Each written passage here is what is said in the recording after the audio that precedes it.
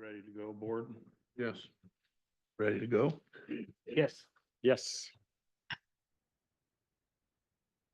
I'll call this April 21st meeting of the Planning and Design Commission to order. And would like to start out with the Pledge of Allegiance.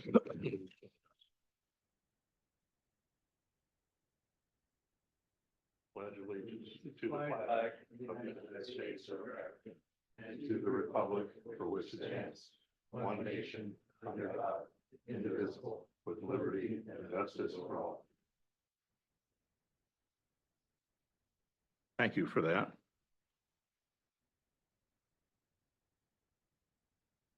I will start with review of the minutes, and I'll just kind of go through the list and ask for a show of hands for approval or amendments on each one. For January 2nd, 2025 work session minutes.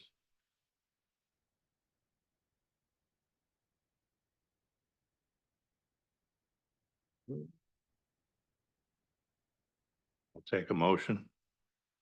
So moved. Second. I have a motion and a second. All in favor, please signify by raising your right hand. Motion passes unanimously. January 13 work session minutes. Look for a motion. So moved. Second. Second. All in favor of the motion, please signify by raising your right hand. Motion passes. February 4th work session minutes. Looking for a motion. So moved. Second. Second. All in favor of the motion and second, please signify by raising your right hand. That motion passes unanimously. March 17th, regular meeting minutes. Looking for a motion. So moved. Second. I'll second. Motion and a second. All in favor of the motion, please signify by raising your right hand. Motion passes unanimously. March 24th, work session minutes. Looking for a motion. So moved. Second. Second. Motion and a second. All in favor, please signify by raising your right hand. And it passes unanimously. April 3rd, work session minutes. Looking for a motion. So moved. Second. Second.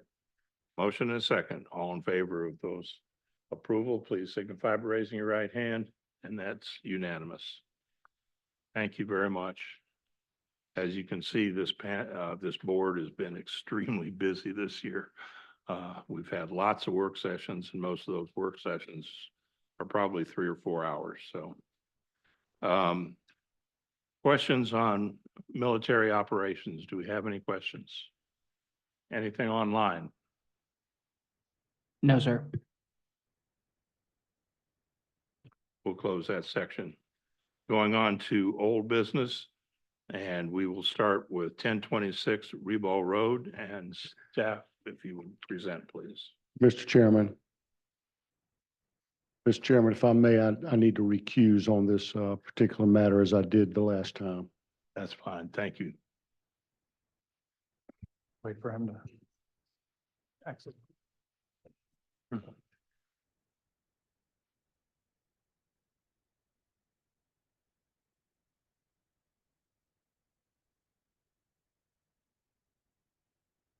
Okay, this was tabled at the last meeting, but just a little short overview. So this is a project for 72 townhouses that's being proposed. It is located off of Rebo Road and Allison Road. That's up here on the screen, kind of in that turquoise color. And here you can see it has a number of zoning districts, just to kind of refresh you. And it's very, 125. It's very low-lying land. This is kind of what it looks like from Rebo Road. Has a lot of curb cuts on Rebo Road, but the big thing is you made a number of recommendations March meeting And those recommendations are in your packet, and I'll just kind of go over them. One was an updated TIA looking at nearby intersections with generation and distribution numbers and with level of service, including seconds of delay. And so you'll find in your packet that you have a new memo with April, I believe, March or April numbers from a traffic engineer regarding their TIA. So that was provided to building mass and concept design of townhomes. And actually here is that memo that you see on the screen that shows some of that analysis for everybody in the audience. Just kind of keep it up there. But and basically it shows that the project would create no delays or extra strain on the transportation or street system or intersections. Nope. Getting a little weird on me. And let's, oops. There we go. Next is the building mass and concept design of townhomes. That was something you asked for. So you can see on the screen, they have provided kind of a conceptual mass and scale and kind of general architecture of the townhomes and the twplexes or the duplexes. You can see there's 7 of them. And it's kind of hard to see on the screen, but they correspond in your packet with, it doesn't really come up. There we go. It corresponds, they're color coded where those basically elevations or types would be located throughout the site or distributed throughout the site. Next is building setbacks and limitation that the applicant would propose on building heights. So I think this was really in relation to the existing neighborhood to the west here of the screen. There was a recommendation that would the applicant consider reducing the height for 8 or 9 of those units, just because those townhouses could be up to 5 stories in the T5 district. And I think the applicant is instead of self-imposing a restriction is I guess considered, basically sent the elevations instead, and also done some screening that I'll get into instead. So I think they're trying to show you what it'll look like and hope that that will not impact those concerns about 5-story height adjoining a existing subdivision. Next, plans for screening of property perimeters. Here's kind of the landscape plan, and on the southwest end, that was really the critical point at the last meeting is there was an alley that was almost right up against the adjoining property owners there on Oak Haven. And they've instead kind of jogged that alley a little bit to the east, if you will, to give more space for a planting strip. So they've upgraded the planting strips that's on your screen. You can see quite a bit of screening there now. So that's been updated. 5 was a topographical overlay. I'll just go into that more granular section. You can see the additional landscaping kind of also on the northwest. And then on the southwest, that I think was a lot of the concern. The topographical overlay showing, there were some concerns or this has got some low-lying areas that are down to 7 feet, which is, some of the lowest in this whole entire area. And there was just some concern how this would lay out and with their plan. And so they provided that on the screen as well. Then there was the question about stormwater. There was some concern. Can you stop right there and tell us what that is showing us? There's like basically lines that show the elevation. So it makes some sense. It's kind of hard to see in this picture on the PowerPoint, but the lines show what the elevation is. Okay, so the lines are showing where the elevations are. It's probably easier to see in your packet, I would assume, if it's because it's printed out for you. I guess what I'm asking is, what is this supposed to show us? What question? Well, I think it was something you asked for from the applicant, and I think if I remember, it was some concern about the low-lying nature of the area and also the I height. believe I was probably the one that asked that, and I wanted to see if they could give us the lines of elevation, and it would also show some of their storm sewer direction. Let's see if I can go back to that. Oops, I think we neglected to put the stormwater plans, on this, and that's okay. But maybe they're on here. But you have them in your packet. There was also a request to add the stormwater, lines, where stormwater is going. That is in your packet. It does meet the, SoLoco standards. Fire marshal letter. So I What printed, standard did you say? say it again. Meets what standard? SoLoco, so that's the southern basically the Council of Governments here's has basically recommended, and I think all the communities adopted as some specific stormwater standards for like Bluffton, Beaufort, Port Royal, the county essentially. And so those were done about 4 years ago, I believe, 2021. That's correct. Before each community had their own standard. So, and they obviously upgraded the standard from before. 7, fire marshal letter. So you should have that on your desk. It's actually more of an email, from our fire marshal, John Badgett.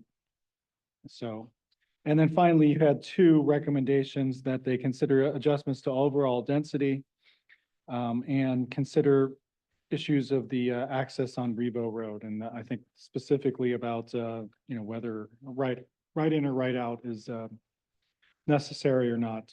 Let's just try to go to that. And so here's the street plan.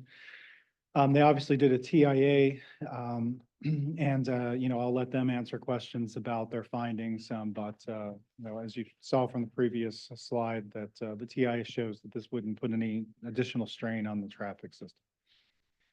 As for the density, I think the applicant has noted, has not really changed the density that's been proposed. But again, I don't want to kind of, this took a long time at the last meeting, and it is tabled, but this was what was approved in 2021 by the Metropolitan Planning Commission, when you were still a Metropolitan Planning Commission. It was 250 parking spaces, commercial parking spaces, about 80,000 square feet of commercial medical office, and a daycare. And then I think there was like 33 or 34 townhouses. I can't read that. So this is what was approved before. You can see the layout is roughly similar with the change in the fact that, there's a lot of parking and commercial here. And also in 2020, they had come with a 5-story apartment complex. So I think to their mind, the T5 UC district doesn't really have a density. You could go up to 5 stories, as you see here. And so, this was going up to 250 units. And so that, we're going from 250 units potentially, or that much commercial parking, to 72 townhouses. And so I think I've kind of gone over all this. Let me just put on the, this is kind of the new plan that was submitted, revised from your last meeting. So I'll just keep it on there. And that's pretty much all I have. Kurt, I have one question for you. I see on page 9, staff report, you're recommending approval of the minor sketch plan and preliminary plat. Are there any waivers of any kind being sought here? Are we being asked to grant any sort of a waiver of any kind? I mean, I think I guess staff has thought about the 3 foot. So if you look in section 4 of our code, these are row homes or townhouses. They're pretty much synonymous in our code. They have a 3 foot kind of like a fill requirement or elevation, like base floor requirement to make them more urban. Obviously with the sensitivity of the surrounding neighborhood and the low lying nature of this, and it's in a floodplain, and the amount of fill that's going to be needed here, staff was kind of considering whether that could be waived, but you put that in your current set of code revisions. You added a waiver requirement, like a design waiver requirement for the planning commission for projects, but it hasn't been acted on by the city council yet. So right now, if they were to ask for that, it would have to go to the zoning board of appeals. But those revisions are supposed to be hitting the city council next month. So right now, you don't have the power to act on it. That we don't have the power to act on it. We are not being asked to, And it's not being asked, it's not in your packet. It's just something that came up just to the sensitivity to the neighbors and the amount of fill there that, you know, that one thing that could be done was to reduce that, requirement to kind of lower the scale of and the height of those buildings, adjoining those neighborhoods that are mostly one story. So. I'll turn it over to the rest of the board for any questions of staff.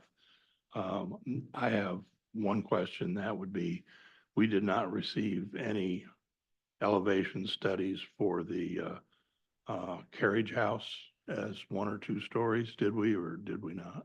We did not. Okay, thank you. Anybody else from, Just a clarification, Kurt, on that, grading plan. I guess that's an existing grading plan. That's not, Yeah, they're not showing their proposed grading yet, but, I'm sure they might actually have one if they, but I don't have it, so. I'll let their engineer speak on that. any other questions of staff? Hearing none, I'll ask the applicant if they'd like to come forward and make a presentation.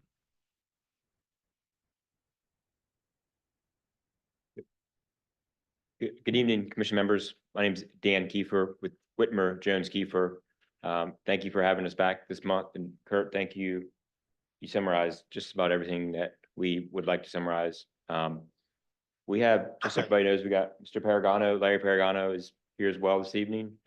Tim Butcher, the civil engineer, and we have our traffic consultant on the Zoom call. Caitlin Love. So I believe she's on there. I think she's muted now. And we can switch over. So we were gonna go through the comments. Kurt addressed 90% of what we wanted to touch on, so I won't repeat a lot of the things that he touched on, but I'll try to answer your questions, and I may turn it over to these guys for a couple of the clarifications as well. But first, the traffic, I think the study summarized everything from before that as far as the counts and the requirements. Obviously, if we're less traffic, less requirements. They looked at the site with the Rebo entrance removed.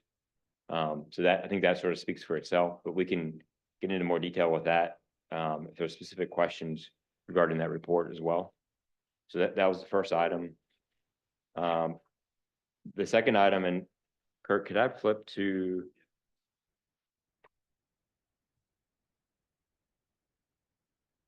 the architecture? There we go.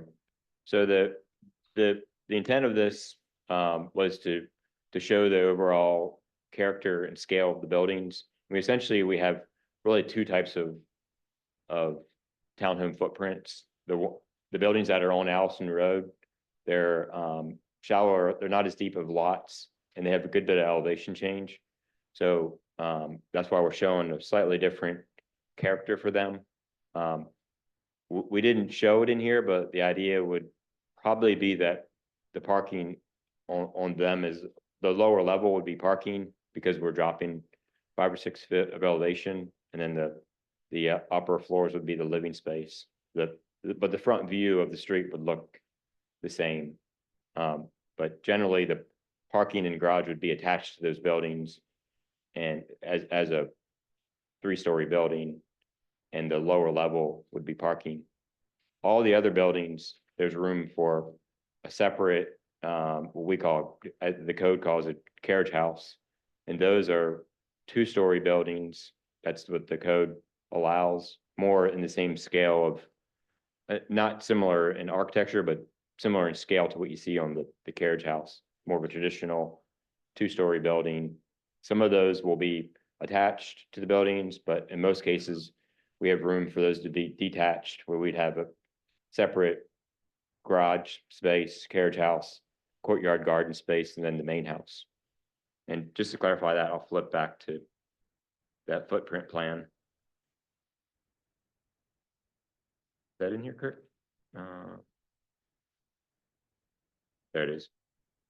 So this plan, it's hard to see on the screen, but you see on Allison Road, it's showing essentially one building with parking from the alleys. On all the other planning areas, it's showing a separate detached building. Those smaller buildings would be the two-story carriage houses. Did you say that the houses along Allison Road, the parking area will be 4 foot below grade? Is that, will you take it down? No, the Allison Road is gonna be raised above the alley, the existing conditions. Okay, So we'll have a lower level that you would pull into. That would be cut into the slope. So you have a lower level for parking. So in that case, if we did that, we're not showing that on the architecture. The building would sort of stair step. So the front of the building, you'd only see half of the lower footprint or the lower elevation. So if we had 3 or 4 feet of elevation at the front, that's the foundation. There would be the 2 stories above that. So the rear, essentially the rear would look like 3 stories and the front would look like 2.5 to 3 story. but they will be lower than Allison Road. But, excuse me? Parking area for those houses will be lower than Allison Road. Yes, yeah. The entries to the parking for those are on, or face Allison Road? They are on the alley on the back side. Okay. Yeah, Okay. yeah. Yeah, if we could, I'd like to let the applicant complete his presentation and then I'll let you ask questions. So Okay. go ahead. While we're on comment 2, we did request in there the reduction of the finished floor from 36 inches to 18 inches. That would really help internally with reducing some areas where we have the alleys higher than the roads. That would help reduce that front scale of the building. So we are requesting that, if that's something that the planning commission can approve, is the lowering the minimum finished floor from 36 inches to 18 inches. Comment 3, that was the building setbacks that we were sort of the plan we're looking at. And we did, as Kurt mentioned, we did remove the alley along lots 1 and 10 to provide that additional buffer space. So we end up with more of a 20 to 30 foot buffer space along lots 1 and 10. Then moving to comments 5 and 6, the survey, what that plan is showing is the arrows, which it's hard to see on the screen. I have a hard copy here if you want me to point to the hard copy, but basically what we're showing, the dashed lines on that are the existing conditions. So it's the existing topography of the site. And then the arrows are showing the direction of where the water would drain to. And then we've got on the roads, the numbers are the proposed roadway elevations. So we've got existing conditions and then proposed. And then we're also showing the drainage pond and that the outfall structure for the drainage pond. So it's essentially showing where a drop of water hits any of these lots. It follows the flow of direction of the arrow where it's pointing to the roads. All the roads and alleys have drainage inlets in them. So the water would go in the inlets and ultimately make their ways to the pond at the center of the site. And then the pond has an overflow outfall structure that goes onto the Allison Road infrastructure. But that's my high level description. If there's specific questions, we can get into that. Fine, go ahead. Fire marshal level, we touched on that.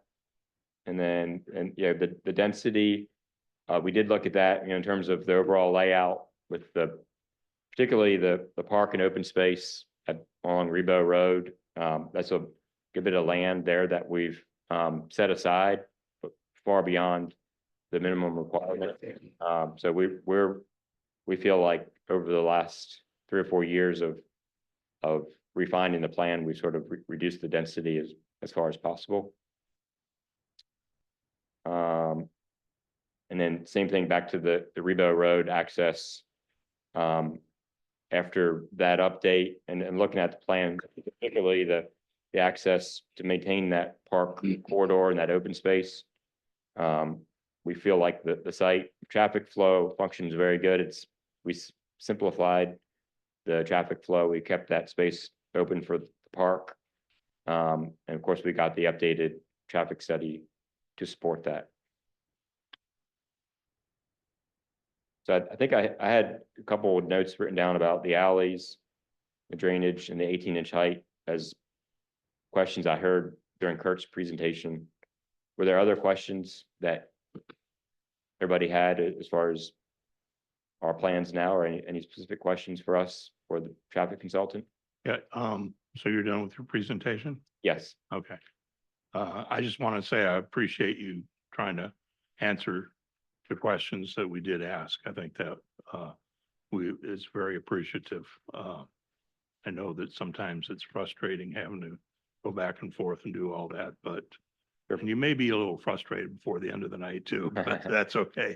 Well, we do appreciate your diligence. So I'll open it up for the board to ask any questions of the applicant. I have, one for starters regarding the traffic study. And Kurt, what you provided us, looks like a new traffic counts dated March 26, 2025, but it was attached to a memo dated October 30, 2024. So I just want a confirmation. Am I understanding this correctly, that in fact you had new counts on Rebo and Allison, new actual traffic counts on Rebo and on Allison on March 26th? Yeah, I think it'd be a good time if Kate is available. I'm looking over the Zoom call. Kate, if you can hear, if you're able to hear that question, Caitlin? Hi, yes, can you hear me?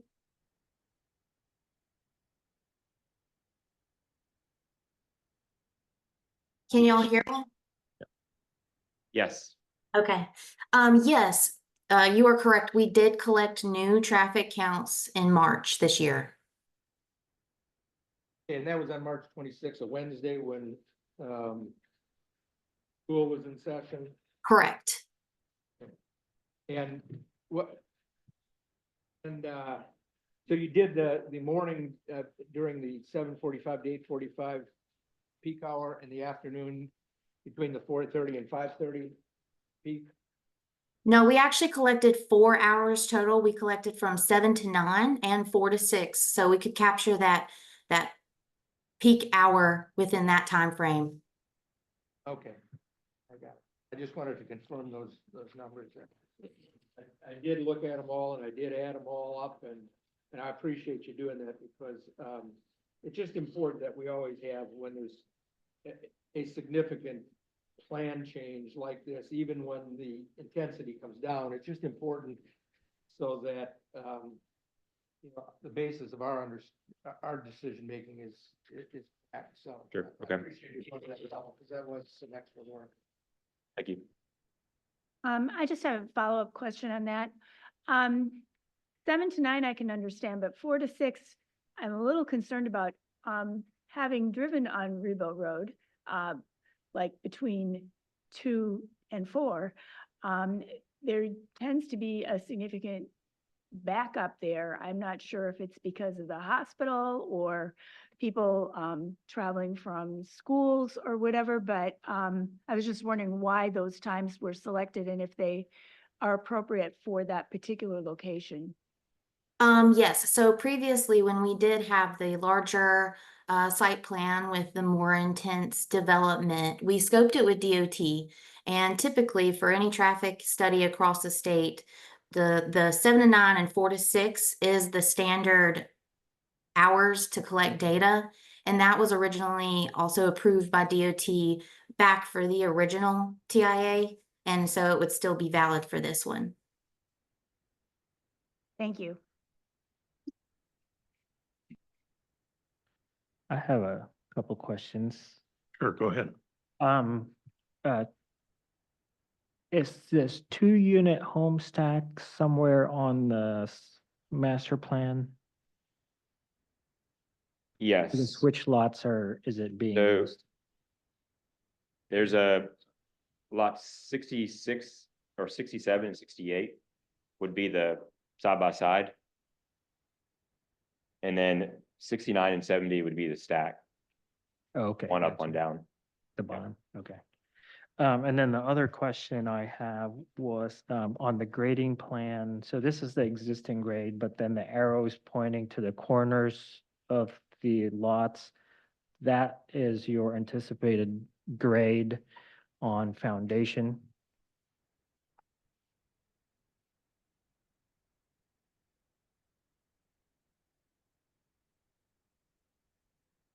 I think it'd be, So what that is just proposed grade, since we haven't dove into Right. architecture or anything yet. I Yeah. just, everything's pretty much just Yeah. flattened out, just to kind of show overall grading, especially as you see, we may be, the garages may be on the lower, below the road in some areas with a walkout level.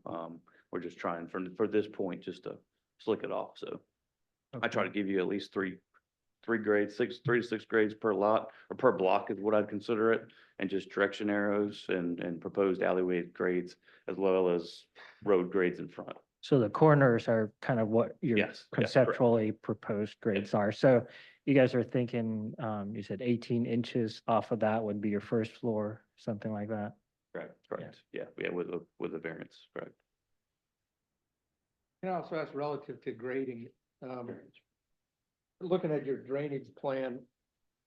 So will all the drainage on site run to catch basins within the development? Yes, yep. So you're gonna fill it enough so that in the lower lying, so what we today view as a lower lying area, that'll essentially be either above or at grade with the Allison Road area, because if I understand correctly, these catch basins are then gonna pipe everything to the wet detention basin, sort of closer to Allison Road, and from there it's gonna all exit the site at Allison Road, is that right? Yeah, so the outfall for this site, what the city provided us is at elevation 6, and that goes from the outfall in Allison Road all the way down to the marsh. And so we're connecting at elevation 6, so our pond levels, normal water levels gonna be at elevation 6. Then everything kind of plays off of that. Are there, just because I can't recall, are there ditches along Allison Road, or is there a storm pipe? There was just a stormwater project that just finished 3 months ago, probably, and it provided, there's both at the end of Allison Road by Battery Creek, there's open ditches, but everything else has been piped. It just got redone. So it has the capacity to handle this event. Yeah, correct. They actually, we've been working with the staff since 2017 to get this pipe to actually drain this project, as it was always a mark as being an issue. The lady who ran the trailer park before had to go and actually pump the water Yeah. before and after storms to obviously not flood the trailer park, so. And two more questions in that regard. One, you call this a wet pond, so is it gonna always hold water? Yes. Yeah. Could be a little, could be amenity, I mean, a little pond. Oh, absolutely, yes. And are you doing that because that's the only way it works, or do you just think it would be an amenity to have it as a retention as opposed to a detention basin? Just with the outfall elevation at being elevation 6, and we see that the water, it actually holds water right now, so I think there's a normal water table of it. And if we, the best way to do it is kind of dig down a little bit and show water, so it is amenity, and trying to keep some of the trees around it as almost, I'm not to say a flood basin, but there's a significant amount of trees, so we're trying to kind of work around it a little bit. And then, so back to my question earlier about the catch basin. So is there any part of the site that'll run off onto adjoining property, or is everything caught in those catch basins? And this whole site's a little challenging because everything drains to us. So yeah, there's no water leaving our site. It's that, we're actually picking up everyone's surrounding water and coming to us. So we've accounted for that. That's what I thought. I just needed to hear that. Yeah. Okay. All right on that. One more. Any other questions from staff or from the board? I had a question. Lots 10 through 13 and 1 through 4, are those proposed to be 3-story units? Yes. Which one? Those would be the elevations A and B.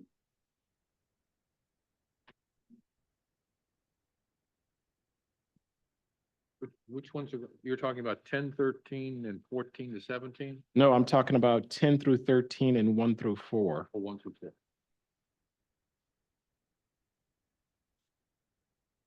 Maybe it'd be good to, again, to just let us know all of the numbers that are, you're proposing as 3-story. Or if it's easier, let us know those specifically that are 2-story, if that's a smaller number. Yeah, everything's proposed as 3 stories. Except for the 2 duplex units. Those are 2.5. Oh, okay. Everything's 3 except for those. Correct. As we get into the architectural design, there'll be different elevations worked out as far as fine tuning that, but that's comes, what we wanted to convey with the, I even just said this at the beginning, we're showing the architectural character, so everybody got a sense of the quality and scale of the architecture. Obviously, as we get into the final, each building, each set of buildings, each individual building will be designed based on the exact site conditions. That's more of a final level building design. Can I go back to your traffic engineer again? Sure. There's a right turn lane on Allison Road outward bound toward Rebo. Was there ever a consideration for extending that as a longer right turn lane all the way to the Myrtle- entrance? Myrtle. Myrtle Street. To Myrtle Street, is Yeah, that what it's Myrtle, called? yeah. The entrance to this building? Was there ever a consideration of that, or was it your determination that that was adequate? We analyzed it with the existing conditions, and from the original TIA, which had the more intense site plan, that was approved by DOT without any additional storage. But And at the- this point, this TIA, well, this study, if this site plan was presented to SCDOT, it actually falls below the threshold for even requiring a traffic impact study. So the level of service grades that you gave this, that are attached to our staff with them, looking for that here, which were all A's. B's, and In C's. general, yeah, general, we're all A's, Yeah, the rest were C's. those grades were ones that you determined were appropriate levels of service. In other words, based on seconds of delay, without any additional right turn lane, storage. Is that correct? That's based on our analysis software, yes, using the existing traffic signal timings and the counts we collected from this year with the additional growth rates, background growth rates from the area, plus the generation from the development. And you didn't determine any needs to the signal timing based on, and you plugged this into some type of existing program. I don't know what program you use. Yes, yes, it's a standard synchro. It's a I know what it is. I just, Okay. that's what we're using, Synchro. Okay. All right. Other And questions? let me one more, is in our last meeting, there was some discussion about a right-in, right-out on, from sort of the center of the development onto Rebo Road. And a statement was made either in the meeting or we were told that SCDOT would not approve that without a, barrier median. And so my question on that is, I think it's called a pork chop. Could you have designed that with a very clear right in, a very clear right out, and maybe those flexible sticks that you see in a lot of jurisdictions in the middle of the median to serve as a further barrier from cars trying to attempt to turn left out of that right out? Yeah, so what the DOT's been making me do is they've been making me put a 4-foot concrete median in the middle of the median. I don't know if you're familiar with Whitehall Development. That's the one we just did. We even had fire marshal pleading no, had him write a letter and they still made us, we have a median right there in front. I can show you. Yeah, Guys, the DOT detail, that's the standard drawing. I'm sorry, I only had three, but. Share them along. so here's my question on that. Why? I don't know. Is that what you call that a pork chop or is that a different? You just call that a raised median, so really. it's No, just forget the one- raised median, just the right in, right out. portion Yeah, of that. yeah. With that little triangle piece in there. Right. Cause that part is on the property and that little triangle is raised. Right. And I've seen I think on Robert Smalls and some other places, I've seen where, I can't recall exactly where I've seen it. Mm. But obviously SCDOT has approved that design without the barrier median within Rebo Road itself. Mhm. Are they just not approving that anymore? Not anymore. They actually made me widen Buck Island Road on the last project. We were actually working together, to provide that in a right and right scenario. Is it that they just feel like people are somehow gonna drive across I that? believe they go around it, yes. So, Pretty effective, unless you just are determined to ruin the undercarriage of your car. So the length of that raised median is about what, 150 feet? Yeah, 150 yeah, a feet. little over 150. I think there's 40 foot, 80, 158 feet is what I'm. Yeah. So, In fact, I think there's one of these in front of Lowe's, without the barrier median. Because, You're right. about Yeah. 7 years ago, right when I moved here, I didn't see it and I was turning left into the place and went over the thing and I thought I didn't have any tires left on my car. that we, That's how I survived. we installed that because the Yeah. Butler place across, but they made us put it So I mean, there. they are actually pretty darn effective. Yeah, oh, yeah. Do it once, you'll never do it again, trust me. But they don't allow that anymore. No, unfortunately. I have another traffic question. Was there any analysis on the impact on the existing Oak Haven? How much traffic would go down the existing road and onto Battery Creek Road? For this update, we actually didn't put any traffic to make sure that worst case scenario, if there was only an access to Allison, how that would affect it. But the total trip generation for a peak hour of this development is no more than 30 cars out in a peak hour. But I don't really see a lot of traffic even wanting to go that direction. I may be wrong, but we didn't put any of it on that road. So just so I'm clear, are you proposing that Oak Haven would be opened up from this proposed development all the way down? Would you tie into the existing spot where Oak Haven ends right now? Yeah, the fire marshal's requiring that of us. I don't know if you've seen his little letter. He's gonna, whether we open it or close it, I think that's up for discussion, I believe. I think Larry can go either way on that. The fire marshal basically says if we gotta connect, we can gate it and put click to enter or a Knox box on there, but there has to be for fire connectivity because there is a hydrant right on my side, which will actually serve all the Oak Haven community. So. Okay. So he wants to be able to freely move back and forth.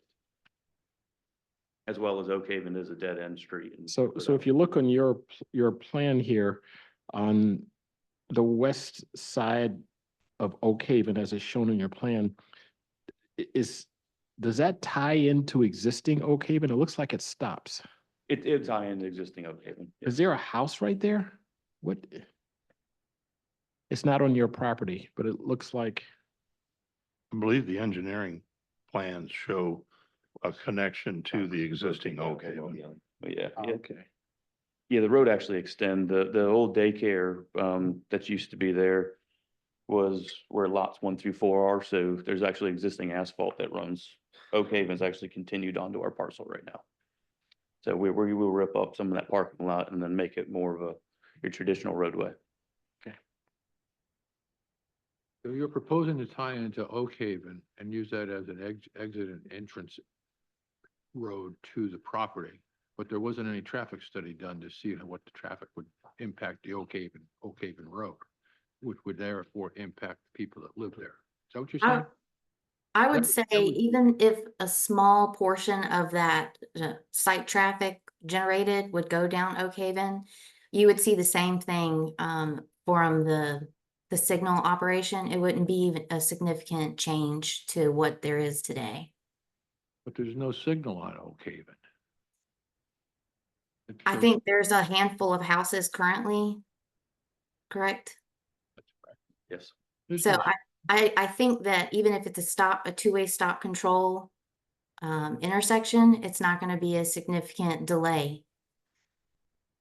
Are you concerned about residents on Oak Haven cutting through? No, I'm concerned about your residents going through the Oak Haven residential area. So in and- traffic distribution, we have potentially 10% going towards the west. And for the AM traffic leaving, that would only add 3 cars. 3 cars out of 72 properties there? Well, for the morning peak total, there's only 45 trips in the whole hour that's expected in and out total. So entering would only be 11 and exiting would be 34. And I kind of alluded to it earlier in the conversation that this is below a threshold that DOT wouldn't even require a study. It's below 100 peak hours trips. So from what I'm hearing, you're saying that the fire marshal is going to require that that road be open for emergency traffic. But it would be possible to set it up in such a way that other than emergency traffic, it would only be pedestrian access. Is that correct?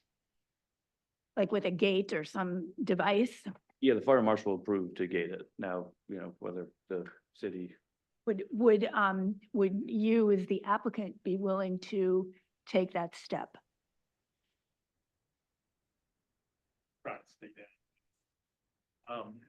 Larry Paragano. I'll go any which way the planning board wants. If you want it gated, we'll gate it. If you don't want it gated, we won't gate it. Can you get to the one with the carriage houses on the back? Because I want to show what we did in order to accommodate this, because originally the one driveway around building number, the building around number 10 had a driveway around it, and it would have been problematic for a gate. We've gotten rid of that driveway, so now, and we also got rid of the one that was on lot 1. So we can put a gate there. I have no objection to it whatsoever, but it's really a planning board decision. I can go either way. I don't care. Okay, thank you. All right, good. Thank you. Any more questions? And further one for the traffic person. There is that access to that hospital parking lot on Allison Road. And I suspect if it came in today that they wouldn't permit that cut there on Allison Road, because it is so close to the intersection there. And let me ask you, if somebody's coming down Allison Road toward this development and trying to make a left-hand turn into that parking lot, and traffic is backed up, headed, I guess would be east on Allison Road toward, is it east or west? I can't remember. East towards. West, heading down Allison Road toward Rebo Road. If it's back up there, someone would not be able to make that left-hand turn into that parking lot. And I know that's an existing condition, but how much concern, if any, did that give or not give you as respects someone trying then to, just traffic backing up on Rebo Road that can't turn in there and so can't make its way to access for this development on Allison? So yes, I believe if that's gonna be an issue, it's probably happening today, even without the development. But even if there is some traffic making that movement, it wouldn't warrant a left turn lane at this point, nor would DOT allow it. I mean, to widen that there to create a dedicated left, is that what you're saying? Correct. Well, I'm not arguing with you, I'm just saying, why wouldn't they allow that? Because of the proximity to the signal. No, I guess I'm misunderstanding. Right now, as you're headed down Allison, Road toward Rebo Road, it's a straight, that one lane is a straight and a left, and the other one's a right turn lane. Correct? Yeah. Yes. Okay. The reason I just asked is it just comes back to that whole issue of a right in, right out on Rebo that I'm just struggling with. I understand what your engineer said about the problematic nature. Well, the problematic nature coupled with the fact that I really want to preserve the park. I mean, we're all talking about trees and in the Well, aesthetics. right now, I'm just concerned about the traffic issue is why I'm talking about it. Just leave that aside for a second. I understand your point. It's valid. But, just something as we hear all the other testimony, just something. Well, the traffic study, like she said, is basically below the threshold that DOT would even be concerned. So in my mind, I don't think it adds to the project doing that. And I think it actually causes a problem with the project. If I'm trading the park for fighting with a barrier in between. The only reason, Rebo. the only reason I'm just even asking the question is if that parking lot didn't have that access there on Allison Road, I wouldn't even be asking about it, because I understand what you're saying about the traffic generation is that it's just that it's unfortunate that it's there. Just refresh my recollection also on this. Is there also an entrance to that parking lot on Rebo Road? Or No. just the only one is there on Allison? Yeah. All right, thanks.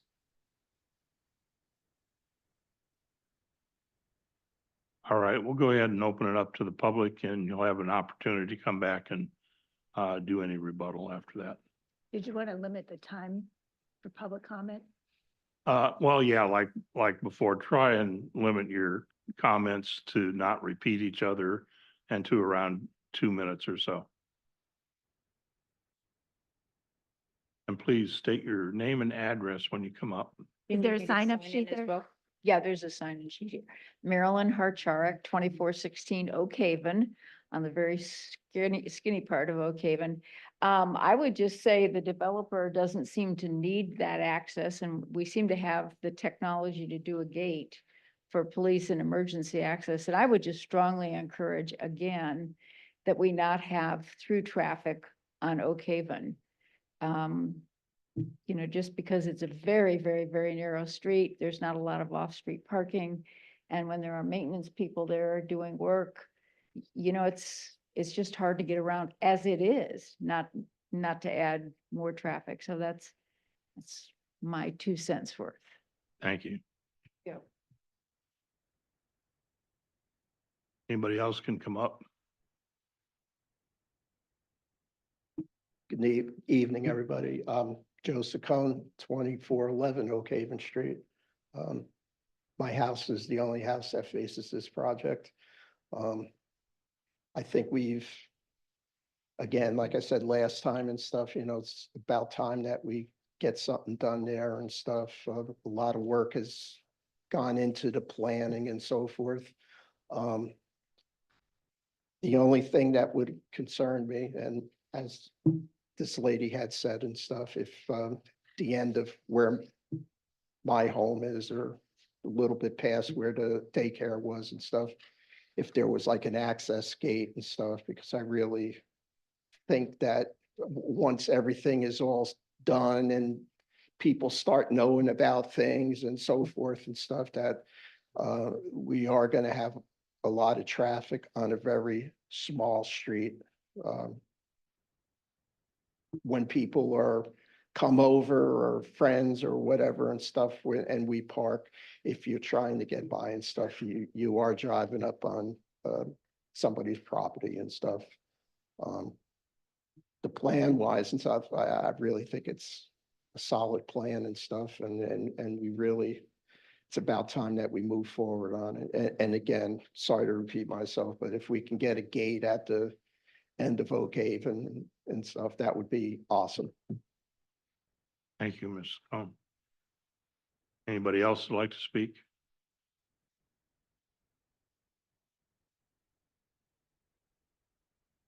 I am Barb Bausch at 2403 Pine Haven. With the study, the traffic study, I'm wondering how many people don't go through Allison because they see the wait at the light and they go through the parking lot of the hospital. I know there's people that have done that before because the light has changed red, so they cut through there. So there's probably a little bit higher numbers in the count that don't get counted if that wasn't an option. And I would like to express my concern about all the trees that we'll lose there. And it will take a lifetime to get them as big as they are now. Thank you. Thank you. Anybody else?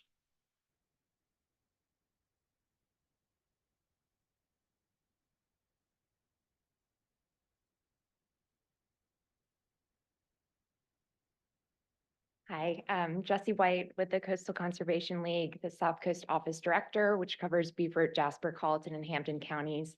I'm also a resident of the city of Beaufort, and I live at 308 Battery Creek Road. But to be clear, these comments are provided on behalf of the Coastal Conservation League. We appreciate the applicant listening to the comments and concerns that have been raised by the Planning Commission and by neighboring concerned neighbors, and responding to those comments and coming back with more information. We continue to believe that some form of direct access to Rebo Road could be provided to the site without compromising the proposed park and the tree canopy. We understand there are several existing curb cuts already and believe that access could be accomplished without additional tree removal by creatively meandering around trees and potentially being creative about the proposed lots that are directly fronting that park, specifically lots 30 through 37 and 44 through 46. For example, some of those lots could be, could utilize that stacked duplex housing type, or even that bring back the 4-unit apartment house that was envisioned on a previous plan in order to create more space to work with to provide access. We believe that having that direct access onto Rebo Road will help reduce the traffic cutting through on Oak Haven. And our comments were mentioning that we were pleased that the owner previously mentioned his willingness to consider a restricted access. Likewise, pleased to hear it again tonight. So would just reiterate that request to consider some form of restricted access at Oak Haven, if not a full restricted access, some sort of traffic slowing measure at the boundary of the site and Oak Haven to help kind of mitigate traffic flow and reduce the likelihood of that being used as a cut through. The building layout footprints are super helpful, really appreciate that, as well as the architectural design to kind of visualize the mass and scale.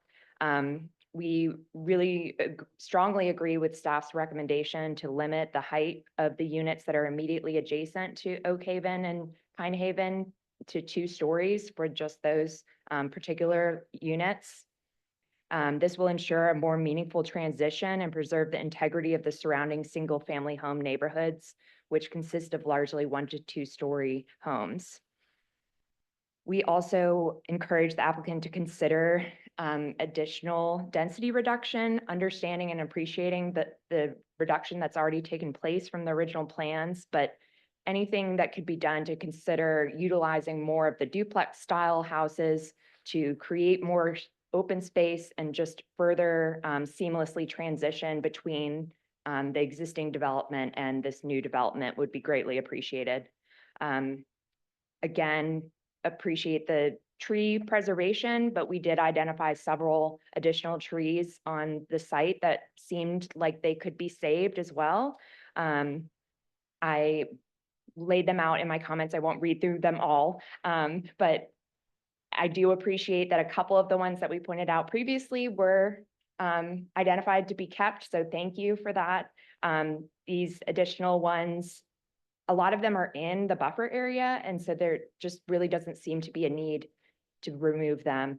The last comment is about the topography of the site. We are concerned about the 7-foot elevation in the center of the site. It appears as though lots 4 through 9 are proposed in this lowest elevation. Any consideration of the possibility of switching the stormwater with the homes so that natural drainage could be retained and homes aren't placed in the lowest lying elevation of the site would be greatly appreciated. We are a little bit concerned about the extent of fill dirt that could be brought in and how it could impact the health of existing vegetation. After going through so much effort to preserve trees, we want them to stay healthy and preserved. And again, just reiterate any additional consideration of green infrastructure, bioswales, rain gardens, even stormwater credit for tree retention is all provided for in the Soloco standards. And so any amount of additional stormwater infrastructure that's not just one pond would help kind of elevate the site even further. So those are our comments. Overall, we're grateful that it has come a long way, and we appreciate the applicant's willingness to consider further refinements. Thank you. Can I ask Jesse a question, Mr. Chairman? Yes. And not saying I agree or disagree with you, but which lots specifically are you suggesting be limited to 2-story? On there, I think it's 1 through 4, I think. And 10 through 13?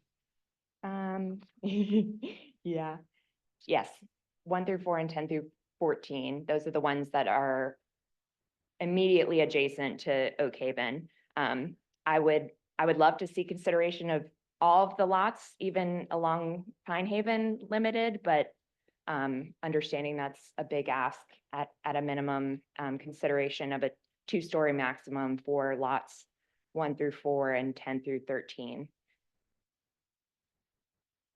Thank you. Do you see the advantage, though, in the new plan where they have a 1 or 2-story carriage house that's in front of many of those units that you're talking about?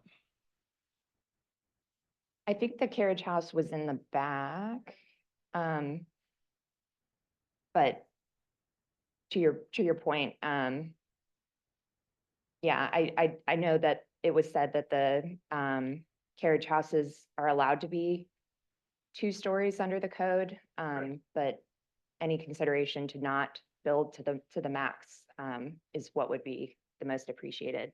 So I know that there's considerations in terms of what it's actually going to look like, and so we're just asking for that to be considered as the designs are refined more.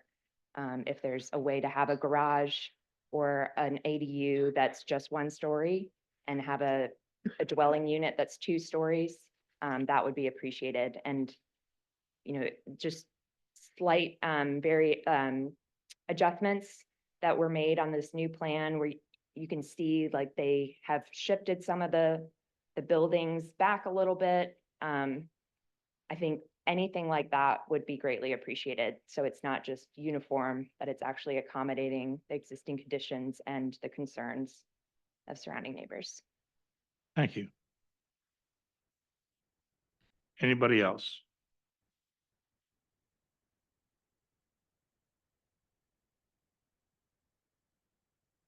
Wish I could sign in while I spoke.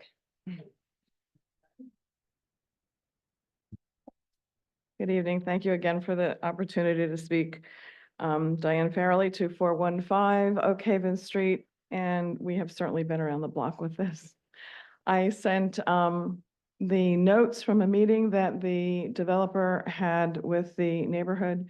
Upon several requests, and we were granted an opportunity to speak. We had approximately 30 neighbors come, and most of the concerns were about traffic, and the points that included in the traffic was the density of the development, the elimination of full access onto Rebo, the cut through onto Oak Haven, the short right turn only lane at Allison, the opposing traffic into the hospital parking lot, the timing of the light at Allison, the backup of traffic from Cottage Farms and Rebo Island, and the possible extended time frame of an Allison Road closure for construction. I called the SCDOT because I heard all the comments about now having a requirement for a median. I don't think anybody wants a median near the hospital. It's just dangerous for emergency vehicles to be able to cross over however they need to do to get to the hospital. I spoke with Julie Fleming at SCDOT, and she said the full access, which they did submit at one point, for traffic impact, there was no remediation suggested or required.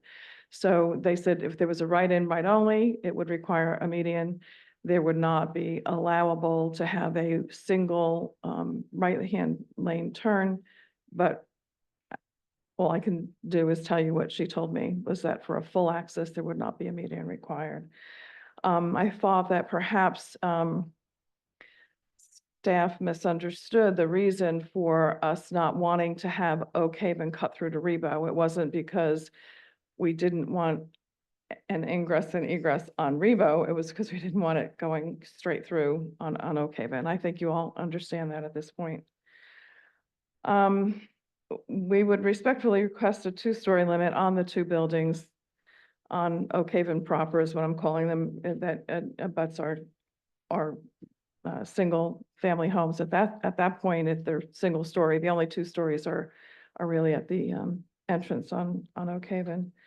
As a matter of fact, it is recommended in the staff report, 9.8.2.1E, finding of fact lots 10 through 13 and 14, see page 26 of the packet.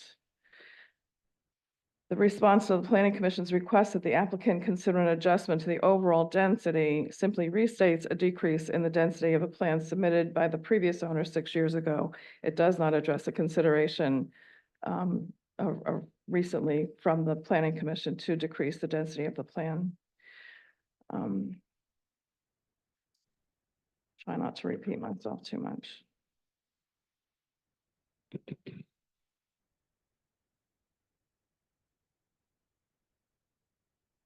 It occurred to me last night, and I don't know the answer to this question. I didn't know how to find the answer to this question. In terms of the new traffic impact statement, Allison Road was closed a lot on and off for construction and finishing up the stormwater drainage and the paving and the road and all of that. And I don't know if the traffic statement count was done during that time or not. I don't know how to figure that out.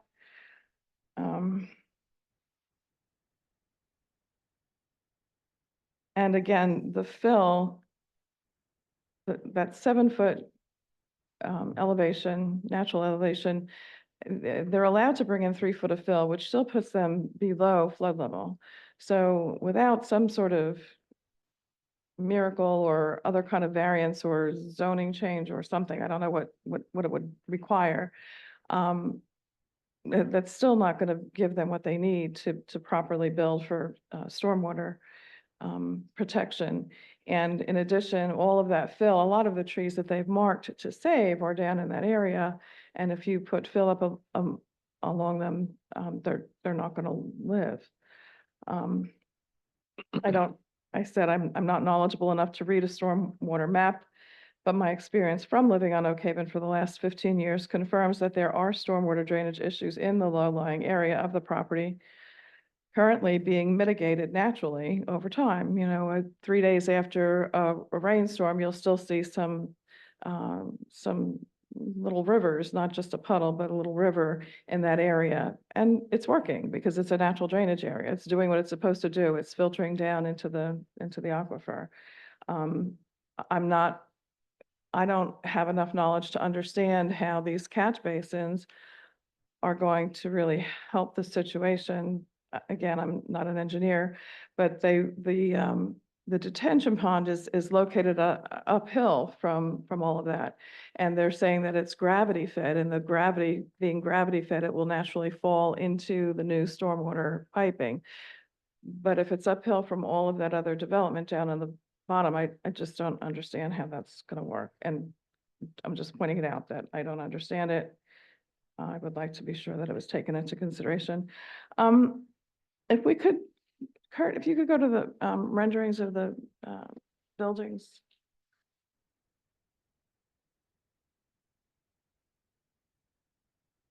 So there's several things I definitely appreciate. I appreciate that the applicant came back and showed where the carriage houses could be and some of the garages and so on.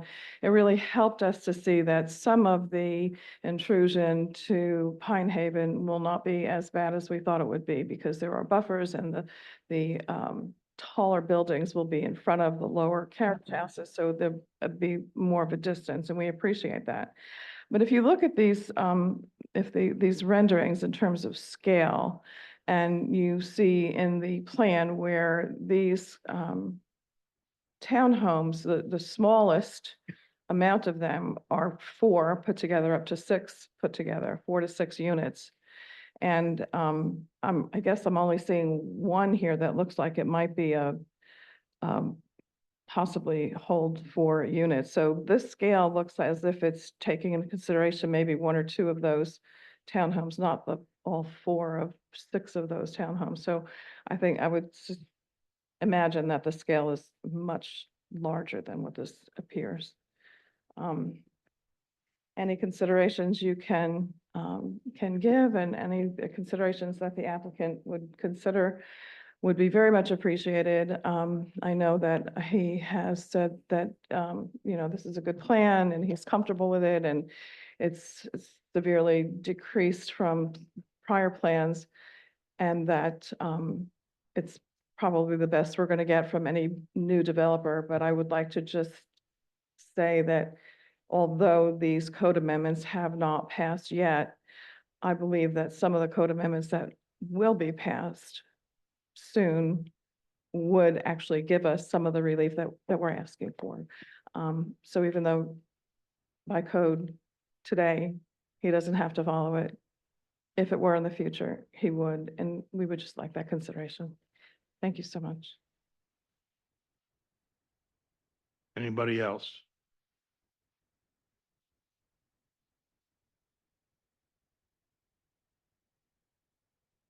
Hi, Smith Patel, 2407 Pine Haven Street. I just kind of wanted to piggyback real quick off of what Diane and the previous lady spoke of in regards to the 3-story that has been proposed. I know previously you had mentioned that you were only going to do 3-story because you were going to do the parking on the bottom. So now that you have a carriage house, I didn't know if you would be at all to consider 2-story max, since I think last meeting you had proposed parking on the bottom and then 2 stories for living. But if you've pulled that out, I didn't know if you would consider keeping those 2 stories, especially for the ones neighboring Pine Haven and Oak Haven Street. And that's all. Thank you. Yes, go ahead.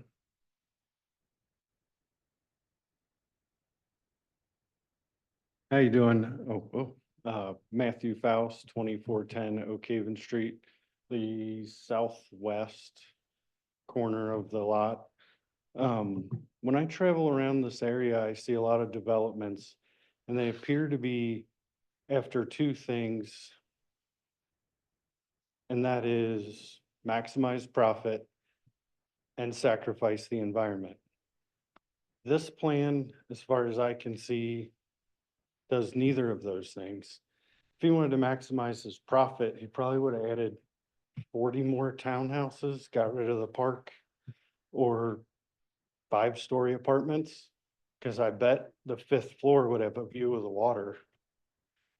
Building around the trees, meandering the roads to save plants. So I think it's a good plan, looks great, and it's going to directly affect me. So I just want to say thank you for taking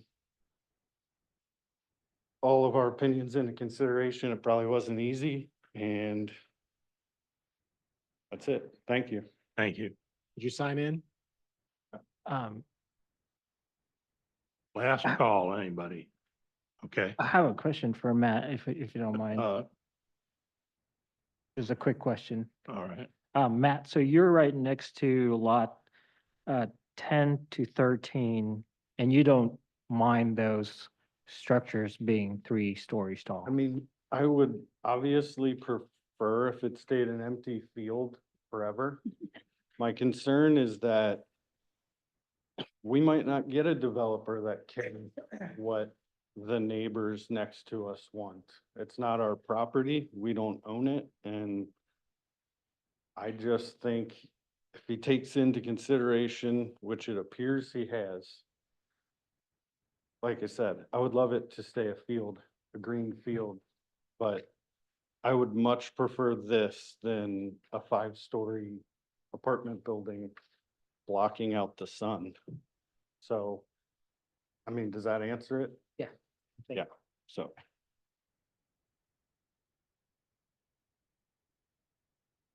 Hey, Mark Ward, I live dead in front of Matt, right next to Joe, right next to, my other neighbor.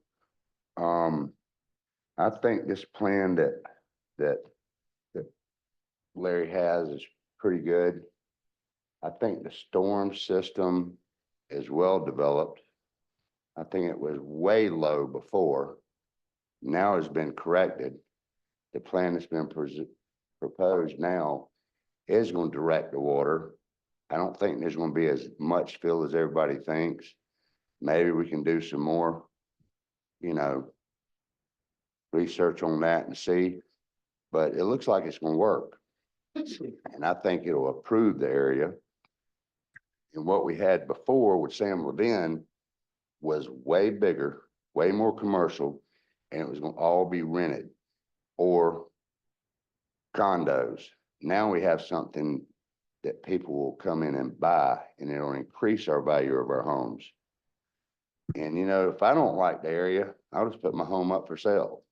If I don't like living here and I don't like what's going on, I mean, I'm for development. I'm not for too much development, but I think he's proposed a pretty good plan to save a lot of what we want. And I think this is about the best plan we're gonna come up with. I mean, we can keep fighting this. The traffic study, I don't see where it's gonna affect a bunch of these people here. I mean, I leave out at 6 o'clock in the morning. I get home at 4 in the morning, 4 in the afternoon. I don't really have no trouble. Where I got trouble at is Chick-fil-A, red light and McDonald's. That's where my biggest problem is. I mean, since they added on the parking lot there, the traffic study has just not been done right, and it takes you forever to get through there. I mean, you back up from Gilligan's all the way through. I just cut through by Lowe's and come on through and go through the red light and come up. So I think if the traffic light is redone right there at Allison and it's timed right with a traffic study or whatever they do, we'll be able to get through there. We'll be able to function. These are some nice places that's being designed. And I'll be honest with everybody in this place. I think my mother-in-law wants to buy one. So she's 73 years old and I'd love for her to live close to me. So I'm all for it. Just for the record, could you tell us your address? 2413 Oak Haven Street. Sounds like you're fishing for a deal for your mom.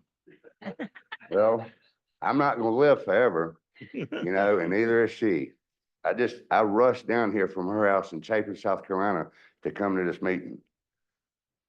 Anybody else would like to speak?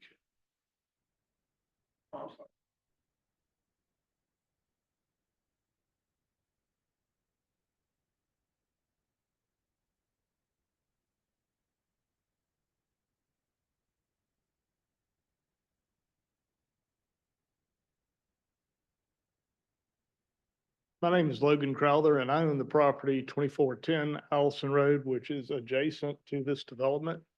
And, I'm gonna be directly affected, just like some of these folks on Oak Haven that back right up to the property line.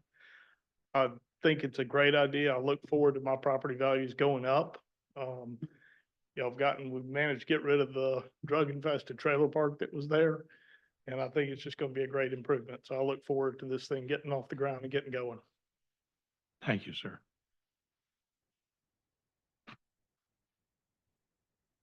Okay, okay, one more minute. I will take one. The proposed homes that they're gonna put there and stuff, you know, the price range, I would assume gonna be 500,000 range or something.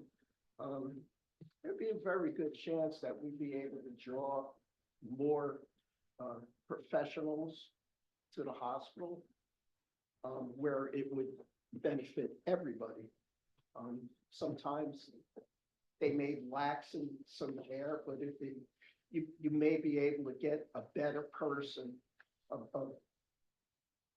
smarter person, or how, I'm sorry, I can't put it how I want, but to the hospital where all of us would benefit. Thank you. All right, I'm going to close the public session. I'm going to ask the applicant if they'd like to have any rebuttal time.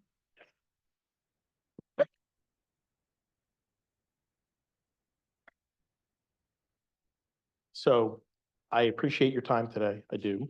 I wanted to share with you that the meeting that we had on the 4th of April was constructive. A lot of it was kind of stated and restated again. We're at a point where I've taken all the considerations from the neighborhood. I've listened carefully. I do believe in my heart that 72 units on this site is a significant reduction from what it was. I do believe that at some point, we don't question the TIA. It is what it is. They're professionals. They wouldn't make up numbers or what have you. I know that Ms. Farrelly actually helped me because she contacted DOT to make sure that we couldn't do a wider right turn lane. She also helped me with the fact that Reboat Road would have the concrete barrier versus a four-way intersection. We have tried to protect every tree that we can. We are actually positive on that. We don't have any tree mitigation. The only thing that I see as perhaps a rub is the heights. Now, it's a 5-story zone. I'm okay with 3 and maybe okay with 2, but like I testified at the last meeting, I don't have an architect. I want to get through the civil. I also remind you that there is an elevational drop. So that lot 10, that's the side yard. It's a sidewall. Those 11, 12, and 13 may actually be stepped down. It's not going to be a monolithic building. And also to Mrs. Farrelly's comment that, you know, you're looking at 1 unit because you asked for architectural character. You didn't ask for architectural drawings. So the character may be 4 of that unit or 5 of that unit, and it also might be stepped down or graduated down. But the rebuttal to the concerns about 2 stories versus 3 is we've basically forested these side yards now. We have done significant landscaping, and we've gotten rid of the 2 driveways that were on the sides of 1 and 10 so that we save more trees. And at some point, it's a good plan. It doesn't need to be modified. The way we've presented it, I think, is at this point where it should be. With that said, I'm open to questions if there's anything. I'm going to go ahead and turn it back over to the board for discussion. Yeah, Sit. go ahead. All right. I have a couple more questions of the engineer. Sure. Yeah. As respects, yeah, you're probably one there. What's your name again? Tim Bruncher. Tim, I'm sorry. Yeah. Jesse White mentioned relocating the detention basin to the lowest part of the site, and you probably caught that. speak to that. It actually is. Look, there's an existing pond on site, so it's right there at the lowest part on site. What the problem is there's an existing wet detention pond on there. And then it's such a flat basin at the bottom that, you know, the pond isn't as big as the flat basin is what it turns out to be, but the proposed pond is in the same location as the existing pond is right now. Oh, okay. So And everything's going downhill to that. That's how we're able to keep so many trees that surround that area is we keep, you know, we're not adjusting the grade. And we're also putting a lot of retaining walls in, but you don't see the wet detention is some of those oak trees at the intersection of Oak Haven and Pine Haven, where it says open space. There's actually gonna be retaining walls that go down there and pipes, so that way it's just draining. We're keeping the natural topography all in there. As well as we have an area that has, I guess we'll say a boardwalk for a sidewalk, so we can keep other areas lower, and then we're draining that out as well. So that's how we're able to keep the integrity of the grade and. So let me ask you this, and I might be a little dense on this, I just don't get it. Is there a floodplain problem in addition, well, let me just ask, are you elevating this, filling it in because you gotta get these buildings above floodplain? The city imposes a base flood elevation of 13. And, so with the amount of fill that you're proposing, I mean, you gotta level this thing out. So some areas are, somebody said up to 7 feet of fill, was that a number that I heard? We try to match the grades. I mean, what we're doing is we're going down from elevations of the roadway at elevation 21s and 22s all the way down to 6. So we still got to keep it walkable. So, you know, the mom with a stroller can still walk down there, and we don't really like to cede 5% and keep everything within ADA. So I am limited how fast I can go down on my roadways. But the lowest level that you will have, the lowest base level, that's still below the floodplain. You're gonna have to elevate the structures above that, or are you trying to get the fill elevated to take it out of the floodplain? I don't know. Ideally, the way I kind of set my grades is what we do is we run the model because we are taking in people's water that surround us. So when we run our stormwater model, we see how high the pond raises, and that's where we set our catch basins that catch everything. So we're not flooding the streets. So that's where we come up with that elevation, then everything builds off of there. Under the county's stormwater regulation, are you gonna have to apply for a floodplain variance to fill in the floodplain? No, they actually require retention on site. That's the Soloco standards that the regional stormwater is you gotta retain 1.95 inches. So what we do is we put a lot of permeable concrete and items like that that hold and infiltrate the water to meet their drainage standards. Part of the site, since it's some or all of the site is in the floodplain, right? Is that what you said? This is an X zone, so we're not in a floodplain. It's just the city has imposed flood zone.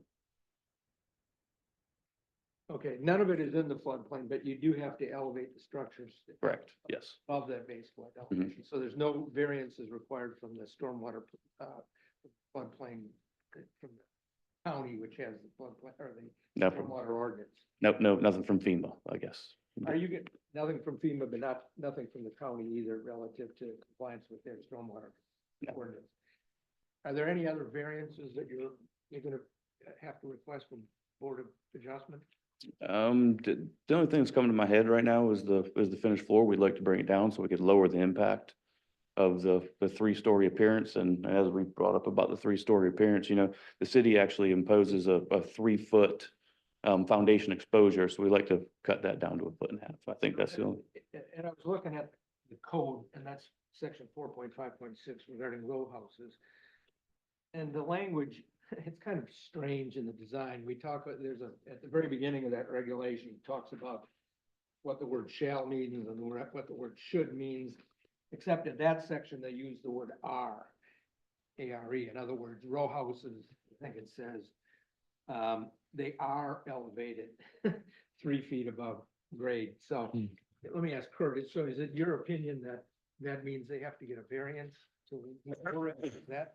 Usually what people are asking for is either a variance to have something taller or something closer. In this case, you're looking for the ability to lower it, I guess, under that regulation. Is that my understanding? That has been what I understand, since this code has been adopted, that has been the established precedent, is that the bar means shall, essentially. But we would agree, the staff would agree with the applicant and even, you know, go down to 0, I think. We think that could help a lot. It's just the variance is the problem, I think as you're aware.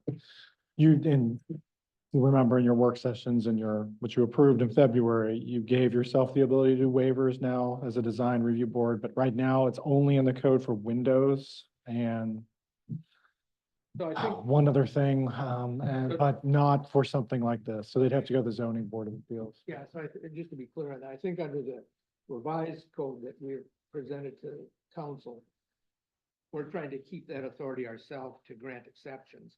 But right now, under the code, they'd have to go to BOZA for that. Right now, yes, but should they adopt it next month? I think, well, you know, if it went next month, then you probably as an acting, you know. And we since would it's- have the authority. Okay, got it. Got it. Thank you. Then let me ask the other thing. Jessie White had it in her memorandum that she submitted to us. She had a whole bunch of fees that, excuse me, that she thought that you'd save when you come forward with your landscape plan. Mhm. Did you get a chance to review that letter? No, we just received that at 4 o'clock, so we didn't get time to dig through every tree on there. So, I've got a question for the engineer. I got two. First of all, the storm sewer system is going to tie into the new storm sewer system that was installed on Allison, correct? correct, yes. Sewer system, where is that tying into? Sewer system ties into Oak Haven. There's an existing gravity sewer system. Okay, it's a gravity sewer system currently existing on Oak Haven. Correct, yes. Is that sized to handle? And is it in a condition? How long has it been there? Is it in a condition to handle 72 additional properties? Yeah, it is. There's actually Has it been existing. studied? Has it been investigated? Or There's an just existing make pump this- station on there when there was 68 trailers, and 4 houses. When did they get removed? Probably within the last 5 years. It was active, and Beaufort Jasper owns that line and actively maintains it. So if there's any failure to it, they have to own, operate and maintain that line. So So you don't see any problem with that, adding this additional? I No, know you no, say no, they no. had the trailers and a couple of houses there and the property prior to, but that was years ago. correct. That was about 5 years ago, and Beaufort Jasper's reviewed my plan multiple times, and that's where they want me to put it. And They have no in problem. turn, yeah, I just put it wherever they want. So All right, that ends. Declan, also a minute, please. Okay, good, thank you. Thank you. I'm turning it over to the board for discussion. Mr. Tomey, I do have a motion if you're ready to entertain a motion. I just want to make sure we have discussion out of the way first, if you don't mind. No, that's fine. If there's no discussion, though, I'm ready to make a motion. I have one as well, so we'll see which, maybe yours will. One comment, the hardest part, I guess, for me has been this right in, right out on Rebo. And it may be that it's something that we'll address, in a motion with some conditions. But that's been the hardest one for me, is to just, come to grips with it, because I think that it would plainly work better with, I just think all developments will, irrespective of, you know, what traffic impact study says. I think that generally are gonna work better when you have a right in, right out opportunity on an arterial. But if the state says, you know, it would require a barrier median, and you're not gonna permit a barrier median, well, you know, unfortunately, that's out of our control. The other thing I would say is that, just to be clear, under section 9.8.2 of our current code, because these are attached units, they have to come back to this planning commission before building permit. It's just a requirement of our code. Now, we can delegate that authority, I suppose, to staff if we give them enough guidance on what we expect to see in their final approval. So I can go either way personally with that. But because we don't have the dimensions on these elevations, it leaves us a little bit more wondering, and we don't have the material. We're gonna probably, at least as far as I'm concerned, we'd have to put some conditions on it if we do delegate that authority to staff to make that final approval, if the motion is one to approve. Just for the applicant, none of this is your fault. I mean, we just have a code that is not entirely clear, which is one of the reasons why we're rewriting it. Not so much because we want to change it as much as we want to make it a lot clearer so that people in the future don't get in a situation like you got, thinking you had a prior approval that was still meaningful, probably wasn't, and things of that kind. And so I personally appreciate this better presentation today because I think it has all the information that we.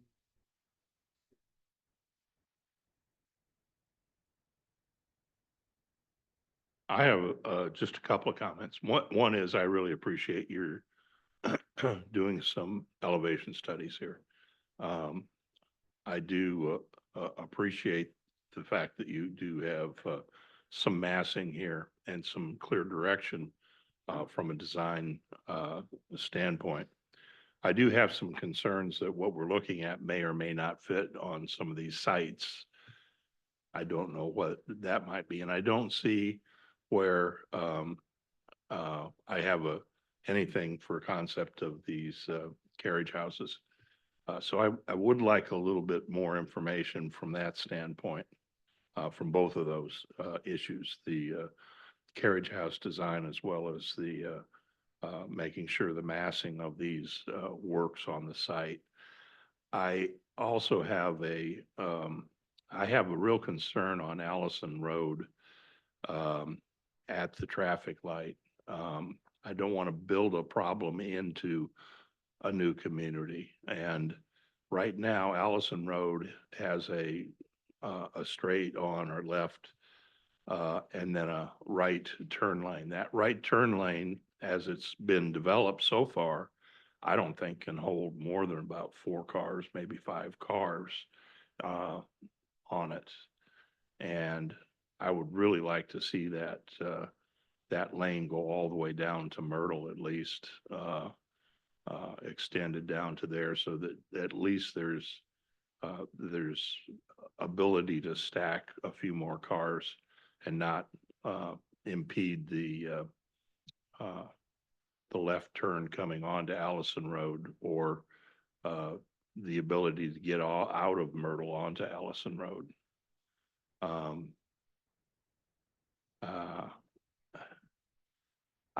I'm a little conflicted on the Oak Haven Street. I know that the residents would like to see a gate there.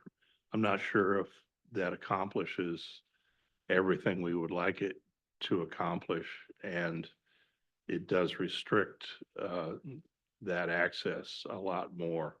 So I'm a little bit on the fence on that versus some other speed bump or something like that, and concern about having to have a gate that can be operated by the fire department or police department. But that's my reservations right now. Yeah, I'm also on the fence on this gate. I feel like it's not gonna, I don't think it's gonna last very long, especially like once you know your neighbors, you're gonna love them, that you're gonna wanna keep that gate open, is what I think. But that being said, if, you know, if that's what you guys want, if we do a gate, you know, I would try to keep it more just for vehicular blocking, you know, traffic and still allowing for, you know, golf carts or bicyclists and stuff like that. And not make it too elaborate and, you know, make it almost temporary. Cause like I said, I don't think that's gonna stay there long. I would just add that I do like the development. I would like to see it continue to move forward, but I want to make sure it's moving forward in the right way. That's all. Can I ask one more question of the applicant on that gate? Sure. The question for the applicant on that gate, because you said you'd take it either way. So there's gates and there's gates. One gate would be one with a lock on it that the fire department could either cut the chain or unlock the lock. Another one would be, code access gate, so just your residents and the fire, emergency services could use it. Would you have, now that's obviously a lot more expensive, would you have a problem with the code access gate so that your residents had that way in and out? To be completely transparent, I'll leave it up to your planning people. I don't care. I'll put whatever you want in. And if I could, Chairman, just so you understand, that we painstakingly went about having a traffic study for this very reason. I can't widen Allison Road. It'll lose my first 5 units all the way to Myrtle. They'll be gone. So that unfortunately is the conditions that are present. And the DOT, per Mrs. Farrelly's investigative work, is not willing to widen Allison Road any further. So it's kind of a non-issue, if you will. I just have some concerns about a restricted access gate with codes for resident only. It's not for resident only. I wouldn't do that. Well, okay, well, that's, I think, what Mr. Bardenwerper was suggesting. I do think that that's contrary to our present code. To have any kind of a gate like that, I think it is okay, though, to restrict it to. I could put a pedestrian dead end access. too. I could put 2 dead ends in and leave it that way as well. I'm not adverse to any of that. I know that the Oak Haven people don't want the access, and I know that the municipality sort of does. Well, So, I mean, I could put I could just put 2 dead end circles with a rumble strip across the top of it. Our code doesn't necessarily preclude gates altogether. And in fact, my memory of our code is, because this has come up once before, is that this is exactly the kind of gate that the current code does permit because it's not on the main entrance, it's on the back side of the community. Pine Haven has. Yeah. Yeah, Thank you. thank you. Let me just say on that, because I think Clinton, we're in the discussion. It's like, I think it's a good idea, particularly when you have public roads to not have gates on them. But the way that I look at it is the point of a gate there is residents don't want people from here generally streaming in and out of there. And the people who live here don't want people cutting through this development to get to Allison Road. And so, but the idea of having another access for emergency purposes, or even for people to get out of this, if there's some kind of accident or obstruction, or just generally it turns out to be more of a problem getting in and out of this development on Allison Road than we think. To me, it seems like this would be a good opportunity to, as long as the applicant is not objecting to it, to have a E-coded access for the residents and for emergency services. And I don't see any problem with that in our code under this circumstance. And that to me solves the problems for neighbors who won't just see, it won't become a cut through for anybody. It'll be a limited access. I think most people will most of the time use Allison Road, except when if it becomes problematic. Yeah. I don't Get out. I don't have a problem with it. In fact, I'm in favor of a gate on Oak Haven that would be, that would have a code on it that the residents would have. So I just wanted to, you were asking, I just thought, so it's in section 7.2. You actually revised that section with the proposals that are going forward next month to eliminate the gate option, if you remember. And currently it's really only allowed in the T3S district, but it's written in such a way that it could be interpreted to give you discretion for any subdivision. Obviously, staff would recommend for the access, because that people don't like to hear that, but just feel like, the road was, that's just good planning, right? Connectivity. But I think there is discretion the way it's written in that section that. But I just want to make you aware that you did. No, I kind of. yeah, no, think about I, eliminating yeah. it, so. I remember that, but I think this is a unique situation where I think a gate right there makes sense, because, if traffic does back up on Allison Road, I think what would happen is that people would maybe try to use it as a cut through at first, and then if traffic's really backed up on Allison, they very quickly realize that going through this neighborhood is not going to help you. But I think having the gate would, just improve the quality of life of both people in this development and the people on, Oak Haven. I think everybody would benefit. And again, I'm calling this out as kind of a unique situation. Because the last time we talked about gates, it was for, a development that really had no back exit at all. You remember the one, I can't remember where it was, but it had no back exit at all. Yeah. And the only gate would have been in the front. So this, again, this is a unique circumstance. I don't have a problem. In fact, I would support the gate. The other thing I just wanted to caution real quick, because the height came up, just because I'm up here, to bother you, but, the 5-story is a use by, is basically by right, right? And so, if you want to put a height restriction on it, it's something that the applicant's going to have to agree to, right? And so, because I don't believe you have that discretionary ability, since the code allows up to 5 stories. So That's why I haven't said another word about it. I'm I not just wanna crazy. Yeah, state I'm- that, yeah. so, Yeah, I'm not crazy about it at all, but I don't think it's something that the planning commission has the ability to change. But I would really love, and again, I'm not asking this, I would sleep better at night if lots 1 through 4 or 10 through 13 were smaller in statute, because I think that is going to be quite the change from, because I actually drove down Oak Haven about 2 hours ago, just to refresh my memory of it. And, I think that's going to be quite the difference. I do appreciate that, lots 67 and 68, I guess, are going to be something that's going to be much lower. But, that's why I have not said anything else about it, because the applicant can do this by right. I do appreciate, and I think it's a great thing that the applicant has, taken off those driveways along the west side of Lot 1 and the west side of Lot 10, and I think that will allow a little bit more buffering. I would love to change that for the people who live in the adjacent lots, but I think all in all, there's been some give and take, and life's sometimes about making compromises and getting what you can. Yeah, I'm sorry, we're done. No, I'm sorry, no.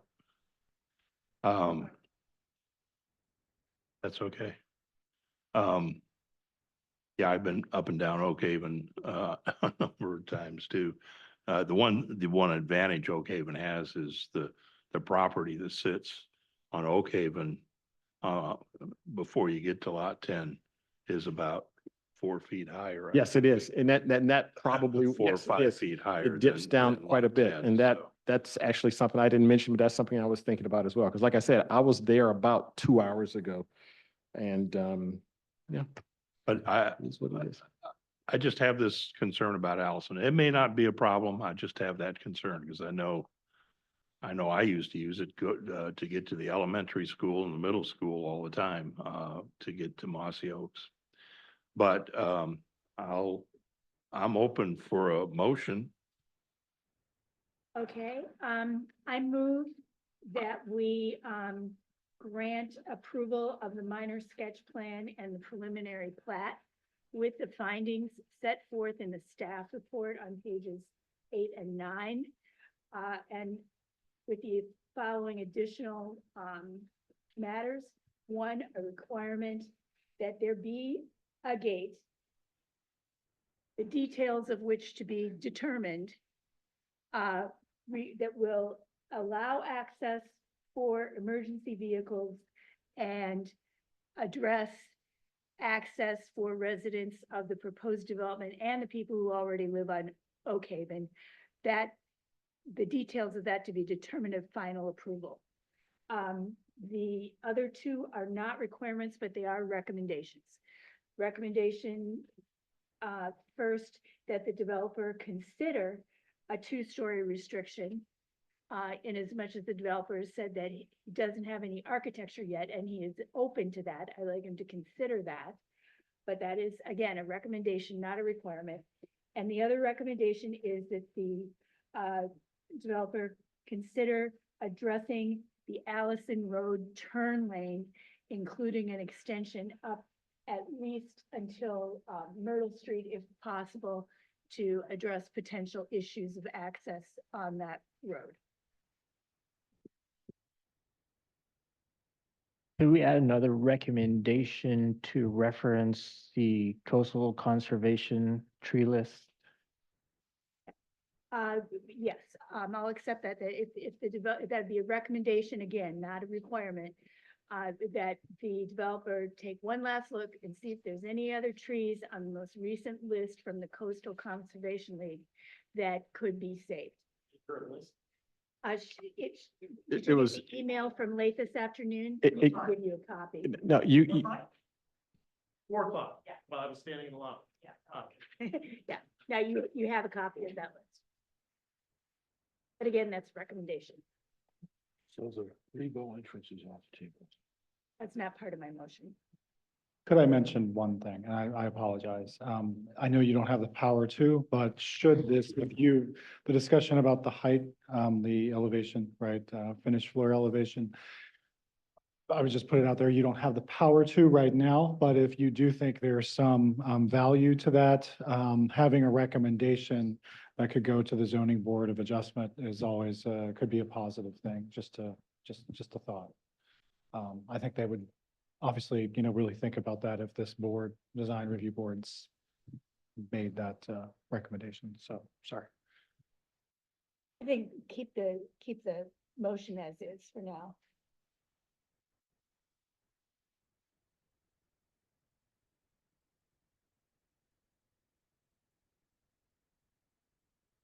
I still have concerns over the design and massing. That we need to see the carriage house, and we need to get a better handle on how these can fit onto the sites, and that may be where in your proposal, we look at approval of the sketch plan with the concepts and massings as presented, but that further study in the preliminary plan might be added to that so that we would review them at that time. Mr. Chairman, if there isn't a second, I don't know if there was, There- I have a motion that I think might be a little more specific as to that rather than try to amend it, but I'll leave it.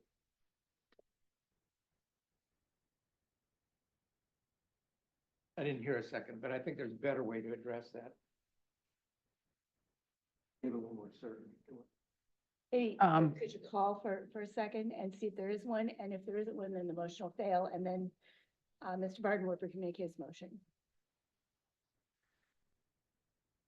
I think, can I make a suggestion to what you were saying, Mike? We could add a requirement for like a street elevation that would show the massing better. Either get a second or not, because I think that if there's a pending motion, we either need to Mhm, ask for a friendly amendment, but Yeah, I think that, Kim, my only problem is it's just that I think there's a better way to address it. I'm afraid if we just keep going through friendly amendments, it gets harder to do than start with a clean motion. Yeah, well, If you don't as mind. stated, if Mr. Tomey okay, well, wants to I call have for a mo, see if there is one, and if I have a motion. Do I have a second for the motion? Seeing none, the motion fails, and I'll ask for a motion. So let me just try this one. I think it's along those lines. I'm not really big on the recommendation thing because it kind of leads people into thinking that they might be getting something that they're not going to get. I'd rather just put conditions. My motion would be that we approve the sketch plan, including the general layout of mass density and building design to the extent that the final design drawings are substantially similar to the style and design presented at the April 21, 25 Planning Commission public hearing with these conditions. That the applicant return to the Planning Commission prior to building permit as required by section 9.8.2 of our code with final design drawings showing all building dimensions and materials. And then number two, that the applicant return to the planning commission prior to the building permit with the preliminary plat, since today we would just be approving the sketch plan, which would either include the right-in, right-out on REBO or written documentation from SCDOT that it won't permit same because of the requirement of a barrier median that they won't permit. And then further that the gate be added on Oak Haven. I'm recommending it be with code access. And then further that the applicant and this would be the one thing that I would recommend, is that the applicant consider the tree preservation comments of Jesse White with the Coastal Conservation League in the landscape plan, which would be submitted with the preliminary plat to the planning commission. So, and that's why I just said, just consider them, because it's impossible for us at this point in time to determine whether any or all of them work. So that would, and I'd give you I'd write this up for you, so you got Well, it all. just a question, you're talking about today, approving the sketch plan only and not a preliminary plat. Well, we've just gotten the sketch plan approval today. I don't think we got, do we have the entire plan?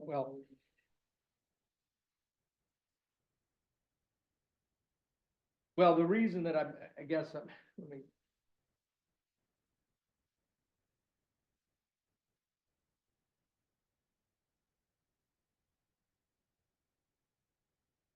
Well, we can't approve, once we approve let me answer this. Once we approve the preliminary plat, then the right-in, right-out thing is completely not consideration. Right, but I don't think the right-in, right-out thing is ever going to happen. I mean, I think it's been made pretty clear it's not going to happen as well. It's also pretty clear extending the turn lane down Allison to the west of Rebound. That also sounds like that absolutely isn't going to happen.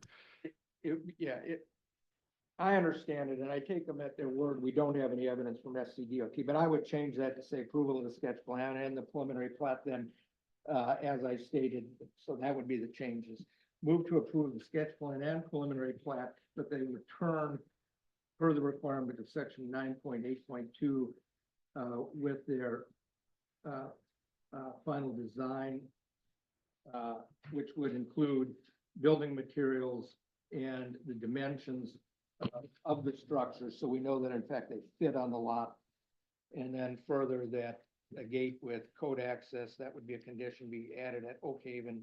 And then the recommendation with respect to tree preservation that was included in Jesse White's letter, whatever the date of that letter was.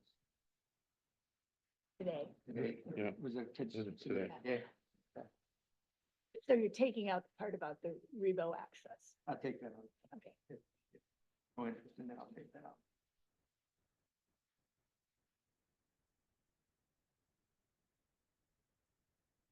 In other words, the road plan as shown on the preliminary plat with the gate, which is not shown. But just again, 9.8.2 does require them to come here with their final design elevations, and I just think that's probably best. And massing too, besides, which- which includes the That massing. was- Yeah. Okay, so we have a motion. Do we have any further discussion on the motion? Hearing none, I'll ask for a second. Second. Have a motion and a second. All in favor of the motion, please signify by raising your right hand. And it's unanimous. It's a struggle, but you got through at least this much. Congratulations.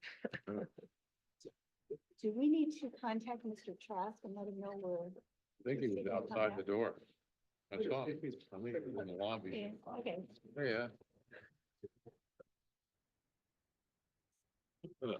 You got it. Thank you. Oh, good luck. Yeah, I think so. I think that's,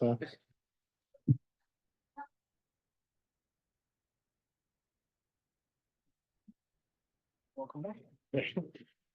What happened? Yes, it was approved with conditions. Yes. Okay. Probably the right thing. On your project. I don't think anybody's, I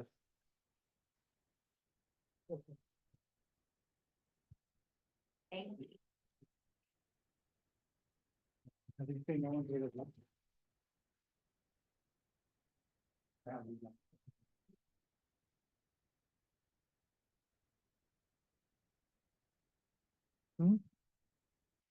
What? Sorry?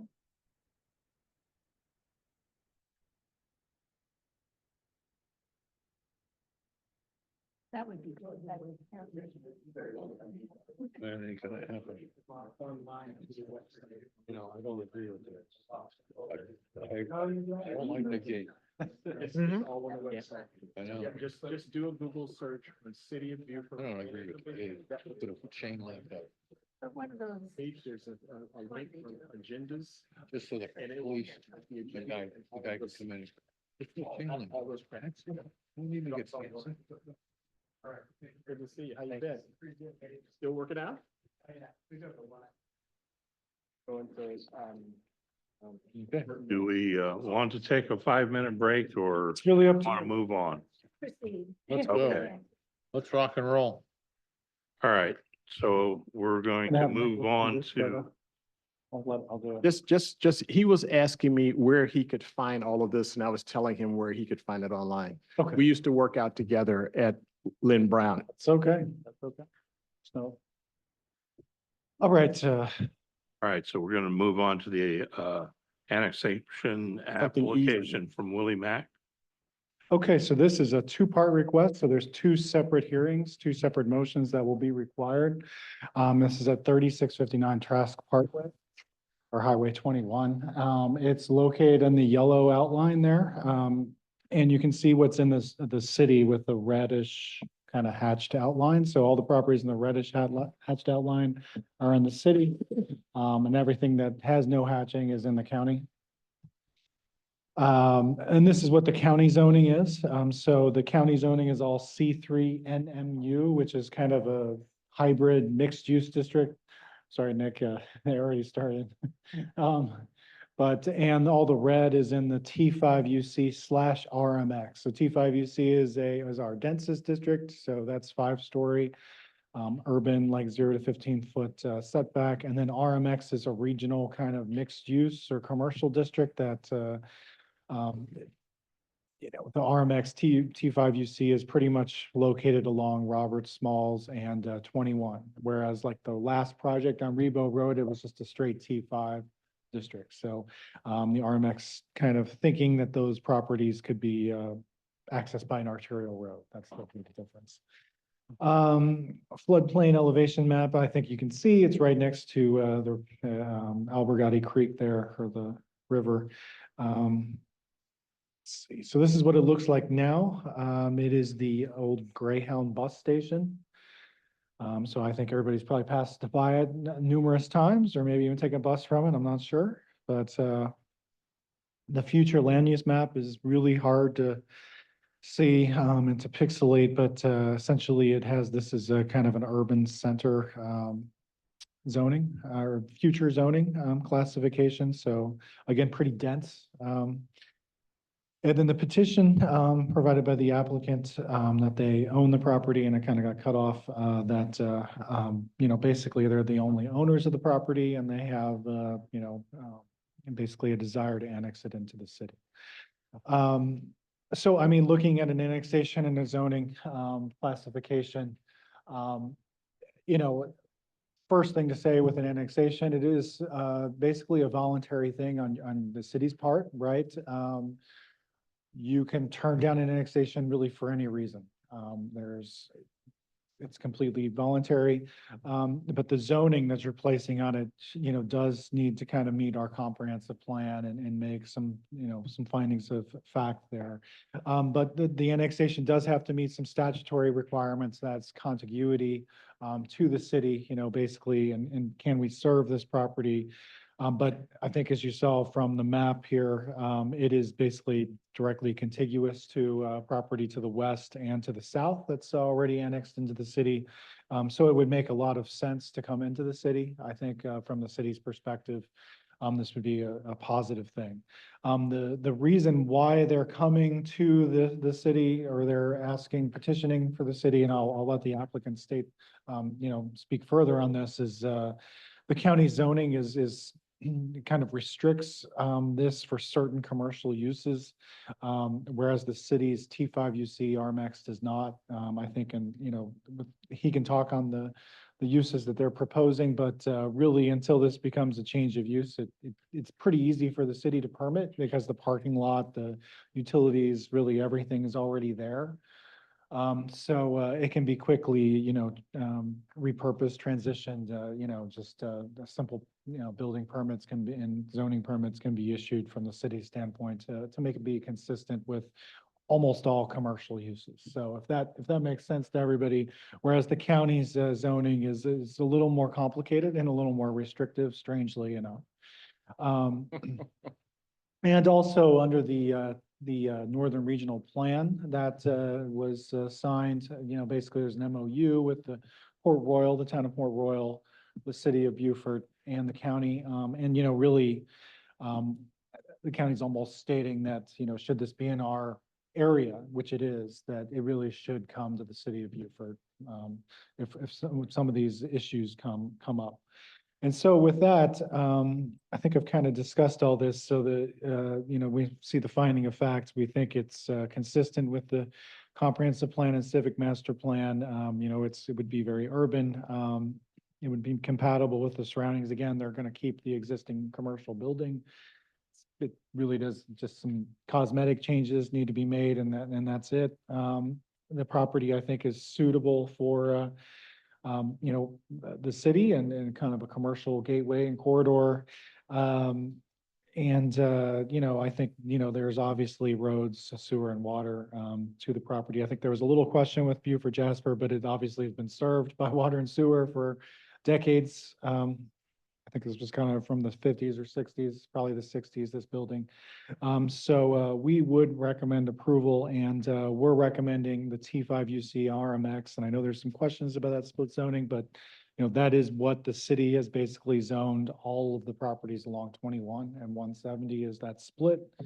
And it gives them some certainty and some flexibility, with the existing building, because the RMX doesn't require that 0 to 15-foot setback, which is, I think, going to be, obviously with this building built as it is, built in the 60s, it has a traditional setback, I think, and drive and parking there, that they're not looking to change, right? And so this would, I think, with the RMX split zoning would make a lot of sense. But should they, decide to, turn this into something a little more urban in the future, they would have the flexibility to do so. So with that, we would recommend, go to this really cool slide. See, everything's getting a lot, isn't it? It's so much more attractive. I have help now. I'm terrible at this stuff. We would recommend the T5 UC RMX and approval of the annexation, or recommendation to the city council. So. Quick question. The deed that was provided to us shows that they don't own 100% of the property. They have a 2/3 undivided interest. Is that enough to give them the right to request this annexation and rezoning? Do they have to bring in, if they own 2/3, I'm assuming there's another property owner that owns 1/3, and does that property owner have to join the application? I mean, I'll let the applicant speak on that. I think that'd be, yeah. So you don't know? I'd have to check the state statute right away. So I'll do that while he comes up and speak. But I thought that already been worked out, and that's why I was going to have him speak on the matter. So So we can turn him down if we don't like his barbecue. uh, You said anything.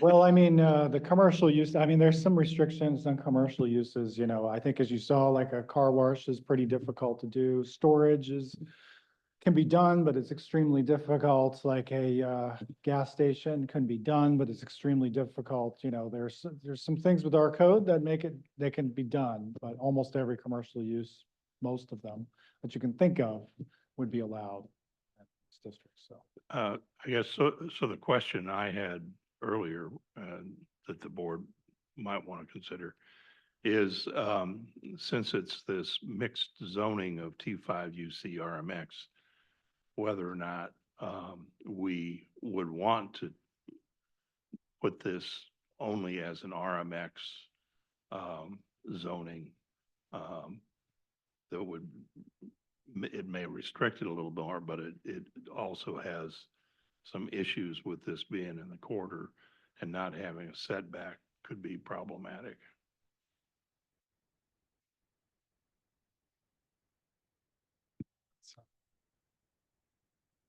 Any other questions for staff? I'll ask the applicant to come forward and make a presentation. Evening, Mr. Chairman, Commissioners. My name is Willie Max Stansel. I live at 58 Governor's Trace here in Beaufort, South Carolina. Thank you for the opportunity to come up here. I'll open up to questions because I thought he did a phenomenal job on briefing our intent. And just real quick, our intent is not to change a single thing of what the building and current use is. I own it, and just to answer the question that popped up, the other third owner. This property belonged to my father-in-law. My wife and I went and bought it from him. Now, we do still show a third ownership for him. So if it comes at any point that I need to add him in a notarized letter, something along those lines, we can definitely do that as far as the applicant. So Golden Batty is my father-in-law, and that's who we purchased the property from. That's my wife and I. Right now, I'm just trying, the reason I came to the city is one, all the property adjacent and across the road is already annexed into the city. Obviously, the county did have some restrictions. When they rezoned their properties back, I believe it was 1996 or 99, they did a rezoning. This property went from a commercial base to a residential mixed use kind of thing. Prevents me from allowing certain tenants to come in there. One is a restaurant. The county won't allow that. Two was a used car lot. So one of my motivations for bringing it into the city was to open up that aperture to allow additional business to come in. Right now, there is a couple of tenants. One's a used car owner, dealer that would like to come in there. Another one is a restaurant. I would prefer, as the owner, to have the restaurant more so than another used car lot myself. However, I'm just trying to open it up so that we can start generating income. We have done improvements on the building already. It's up to code from when Greyhound had it. New roof, everything else. I've had the fire marshal out. We've got approval for that. We did do some beautification projects. There's about a 150-year-old oak tree that you couldn't see before until we went through and cleaned out the property to open it up into a water view. I think we've taken the time to do things for the right reasons thus far to make sure that we can bring the appropriate tenants in there that will enhance the city. So I have a concern. Yes, ma'am. I do believe that we are not going to be able to act on the annexation today because of the requirements of the state statute, South Carolina Code Section 5.3, 5-3-150.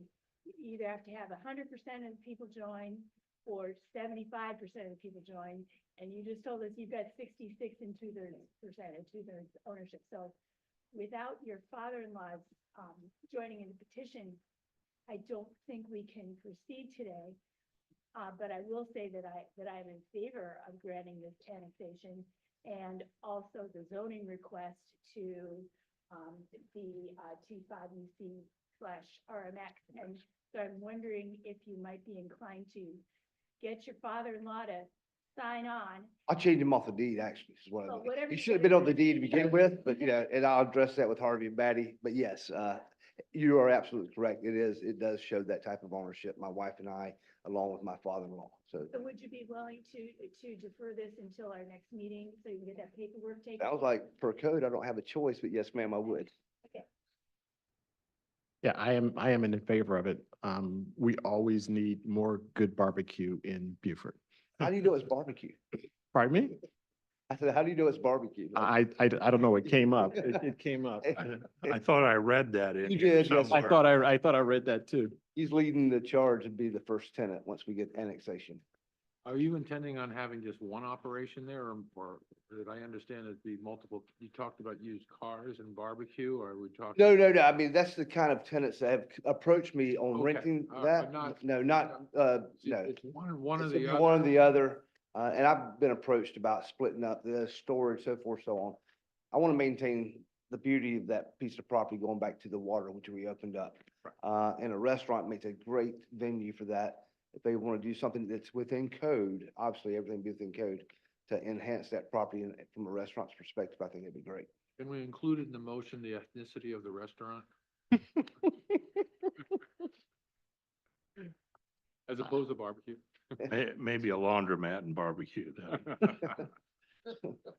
Suds and Okay, duds. so, I want to act, would it might, well, I guess for the city's standpoint, it would be beneficial maybe to table this because it was noticed correctly, right? And it's a month notice, so it kind of really, there's a lot of time on it. Would be better just to continue the hearing on. Yeah, I think so. That's what I'm asking, yeah, till next month. Yeah. Whatever we can do so he can come back soon. yeah, Yeah, we'll if just we could continue it. Continue it. Yeah. We don't have to notice everything. Right, you let us know. Do we need to vote on that? So just from the applicant standpoint, so I understand. You don't have to do anything. You just need to get, well, you have to get your father-in-law's Signature on the application, on the petition. on the petition. Or change the deed, either one. Yeah, okay. Do it. So just, you can let Kurt know when you're ready and. Start the process. So I'll take a motion to continue.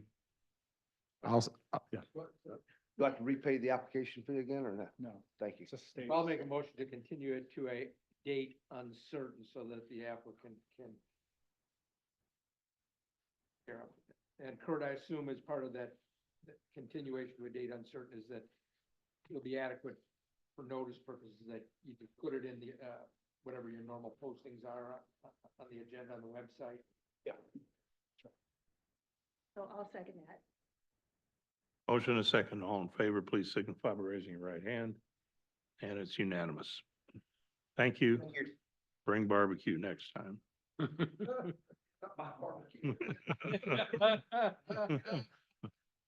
Bring barbecue in. You're hung with that now. Okay, we'll take on the next one, rezoning for Beaufort County School District.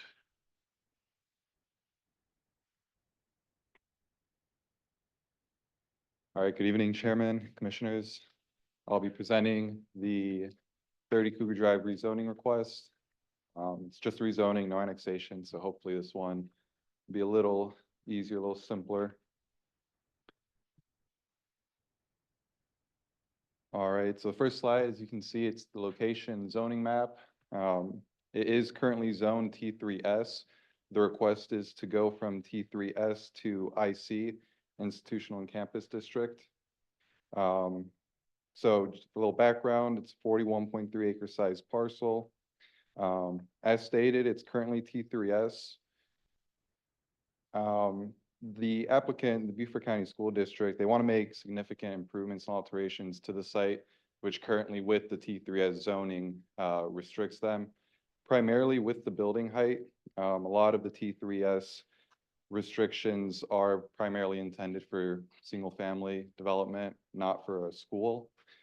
So the institutional and campus zoning district does better align, of course, with the existing use of the school and any future public school use of the parcel.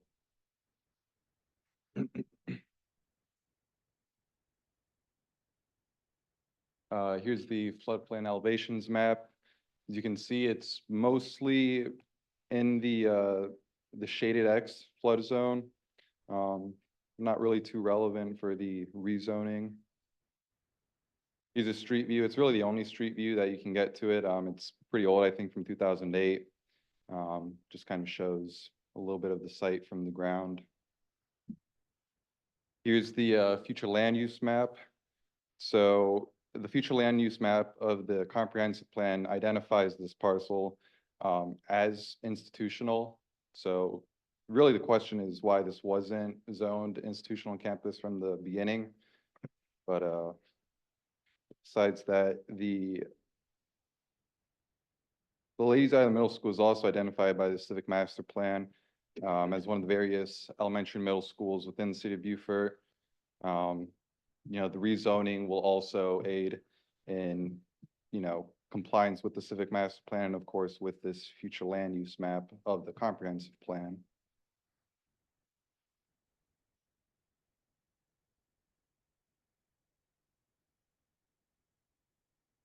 So just going through the finding of facts real quick. So it's consistent as stated with the comprehensive plan, civic master plan. The IC district, again, is the appropriate zoning district for schools, campuses, hospitals, et cetera. It's compatible with its surroundings. Again, it's the only school in its immediate area, but it's consistent and appropriate for the Ladies Island Middle School. The suitability of the property, again, it's, you know, perfectly corresponds with the intention of the district, of the rezoned district. It's compatible with its natural and cultural resources. The rezoning won't change anything in that sense. Marketability of the property, again, it's, you know, it's owned by the Beaufort County School District and it's being utilized as a school. It's appropriate. And then the availability of roads or water doesn't get affected. And so staff approval, we recommend approval, change from T3 suburban district to the institutional and campus zoning designation.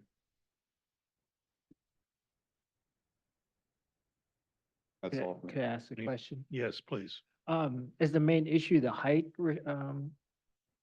I believe so, yes. And I'll let the applicant speak to it more, but from my understanding is that part of the renovations plan includes a portion of the building being raised to a 3-story height, which the T3S has a restriction of 2.5 stories, so.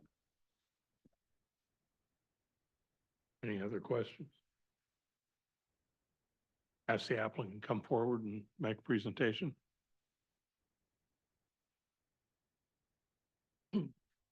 Good evening, y'all. I'm Connor Blaney with Ward Edwards Engineering. I'm part of the civil engineering team behind this project. We also have Carol Crutchfield and Mark Cole with Beaufort County School District here as well. I think this is a great opportunity for the school district, the teachers, the kids, the entire community. The school district is proposing a complete rebuild of Ladies Island Middle School. It's not a renovation, it's an entirely new building. Operationally, the difficulties that we have with these projects are maintaining the existing operations of the school while building a new school within the confines that the property is allowed. And so in looking at land planning efforts, a large constraint was the limitations of building heights under the current zonings, among other zoning requirements that are not necessarily geared towards a school facility. Being able to do a portion of the building 3-story, be able to design it under the IC proposed rezoning would allow a smaller footprint, would allow the building to be situated in a manner that saves more trees, positions it further away from the surrounding residences, has less impact to being able to maintain the existing football field and track without having to rebuild the entire thing and have more impact to extracurricular activities for the kids. It allows for a shorter construction duration, a safer plan. It allows for better land planning. So this is not a proposed design. This is just a proposed rezone to allow for better design. Happy to answer any questions. Any questions from the board? No. No, it's probably time for that school to be redone. Any comments from the school board? Point out that this rebuild of this school was part of the 2023 referendum project that was voted on by the public. So this is one of our public projects. I'd ask if my old company's still gonna be working with you guys, but I'm not gonna do that. Put your info on the sign-in sheet since you spoke. It's right up there by the computer. Okay, so I'll turn it over to the board for discussion and or a motion. No questions from me. No questions. Any motion? The annexation, The rezoning. Rezoning. excuse me, It's only rezoning, okay. Mhm. I move we approve the rezoning, subject to, findings stated in the staff report. Motion, do I have a second? Second. Motion and a second. All in favor, please signify by raising your right hand. And that's unanimous. Thank you for coming. Sorry you had to wait so long. And the last item on our agenda is Pine Court. Is anybody left? Just, Anybody left standing? just the applicant. Okay, so this is a sketch plan request for Pine Court. There's really no direct road access right now, or I guess there kind of is, but so if anybody was trying to find it, it's a little hard to find, but it's located there in the yellow. For everybody to get their bearings, this is kind of directly behind the fire station. If that makes some sense, and then. Yeah, I drove down there earlier today. Yes, right behind the fire station. But you can see the zoning, so it's zone T4N. That's kind of the lavender color. The T5 you see is to the east along Rebo Road. And then the T3S, much like the Oak Haven project, is the yellowish to the west of it. And to the north is the Kings Ridge Commons, I guess like kind of townhouses or condos that actually own this property, according to so far. Here's the floodplain and elevation map. I'll get to that a little later. So this project is, so they are building essentially a road. This is maybe, I'll go to as we were stating, the fire station, there's a firehouse lane and kind of the Google Maps has it as bowling alley.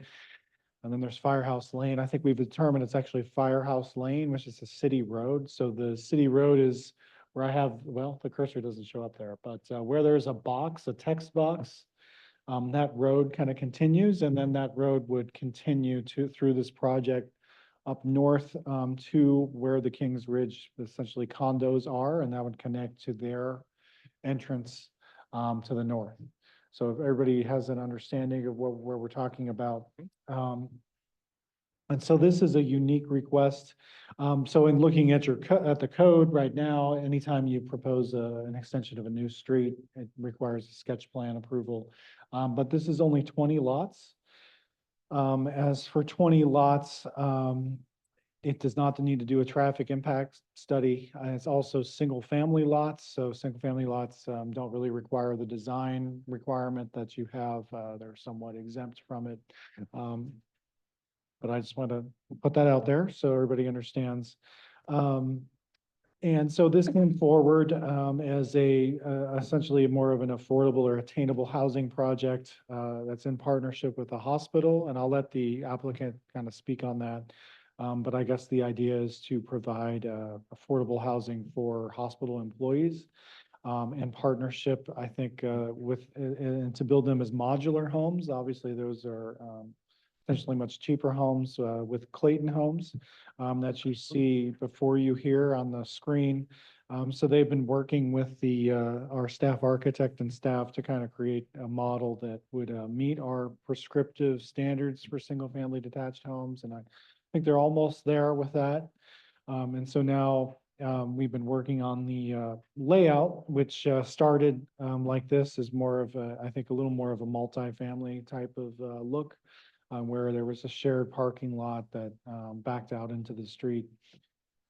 From there, I guess we've worked out a kind of a change where they've put in the alleys. And just in 5 of those lots, they've kind of gone off of that road.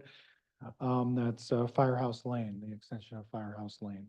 But this new revised sketch plan keeps the density that they're looking for to provide some of that affordable product to those hospital employees. So they keep the 20 units. And then they go off those alleys while providing and saving a lot of trees. So if you can see, the sketch plan requirements don't really require too much more than what they provided, but you can see a lot of major trees that are kind of interspersed That's why they've jogged the road a bit, why they've kind of provided the open space in the areas that have, because there's some specimen landmark live oak trees there, basically to save those trees. And so hopefully that makes sense to everybody. Let's see, and in your packet, there was some stormwater arrows kind of show where the stormwater would go. So from what I understand, the southern portion is kind of, going to take most of that stormwater runoff of the site. Again, this is not a preliminary plat, so they're not engineering all of this. This is a sketch plan to make sure, before they take that step, that this layout would make sense and this road layout would make sense to all of you and the product type and the use type. So I think we've obviously spent a lot of time with them and they've really changed their plan a lot to their credit, just like Rebo Road, while keeping that density. And I think, providing a product that I think is, keeping a lot of that tree canopy while still being affordable and keeping that density, I think that they needed to make this work. So, so with that, I think I'll end here that, we think that it complies with pretty much all of the standards that we have in our code for a sketch plan approval, and we would recommend approval of it. And so, and the only approval item, that condition that we had is as we were talking about in the last plan, that's at least a 5-foot landscape buffer strip, specifically on this western portion that's abutting that T3 neighborhood. And you can see there's a little strip that they have there, but providing some fencing or some landscaping on that, I think would go a long way to kind of blocking that alley. And those alleys are supposed to be gravel from what I understand. So it should be pretty pervious there, pavement. So that would be the staff's only condition for the sketch plan approval, is just that some kind of fence, shrub, or trees along that western portion of the site. But otherwise, we would recommend approval of the sketch plan. And we think this is a good example of how the city can provide a more affordable option that's unique. That I don't think we really have right now, but we've been able to work out something where we can really address kind of the rising cost of housing with something that people can actually maybe buy and in the future that they can afford. So with that, I'll stop. Question. In the staff report, number E, it says, consider the design exception for porch depth of section 4.4.b. What is that? So the only thing that they really, and that's why I was trying not to get too far into it, because it's design thing, is, because they've been spending a lot of time. I think I put some of the TRC comments. We've had a lot of back and forth with the architect, but the one thing that they're not meeting is we require, although it's in 3 different sections of our code, as Nicholas understands, because he reviews all the houses, there's like an 8-foot requirement, I think, in the code for porch depth. And there are like 7-foot porch depth. Now this would go to staff as a single family house. So we're almost there, and we can maybe work something out administratively, but that's the one thing I think with the models they're showing that, So these Clayton homes, are they like prefab homes? I think you can ask the applicants here, but that's the idea, is that this is more of a modular product that is not stick built. It's not stick built essentially. So The question is, if it's that type of a thing, are they allowed to make variations, or are they stuck with whatever the manufacturer is? well, our code is the code, and they've been working out to build these, and as a modular, they would put them together, and then it actually is a state reviewed building permit. Actually, they do the inspection because it's a modular home. But that's what they've been working out with our architect and staff, is building a model that would comply with our prescriptive design standards of Chapter 4 for single family houses. So could we approve this without addressing the issue of the porch? Yeah, this is just a sketch plan, and I probably shouldn't even put that in there, but I was putting it in there to show their good faith of trying to design a affordable product under our guidelines, which is, I mean, to be honest, is very difficult. I think our guidelines are written to make that,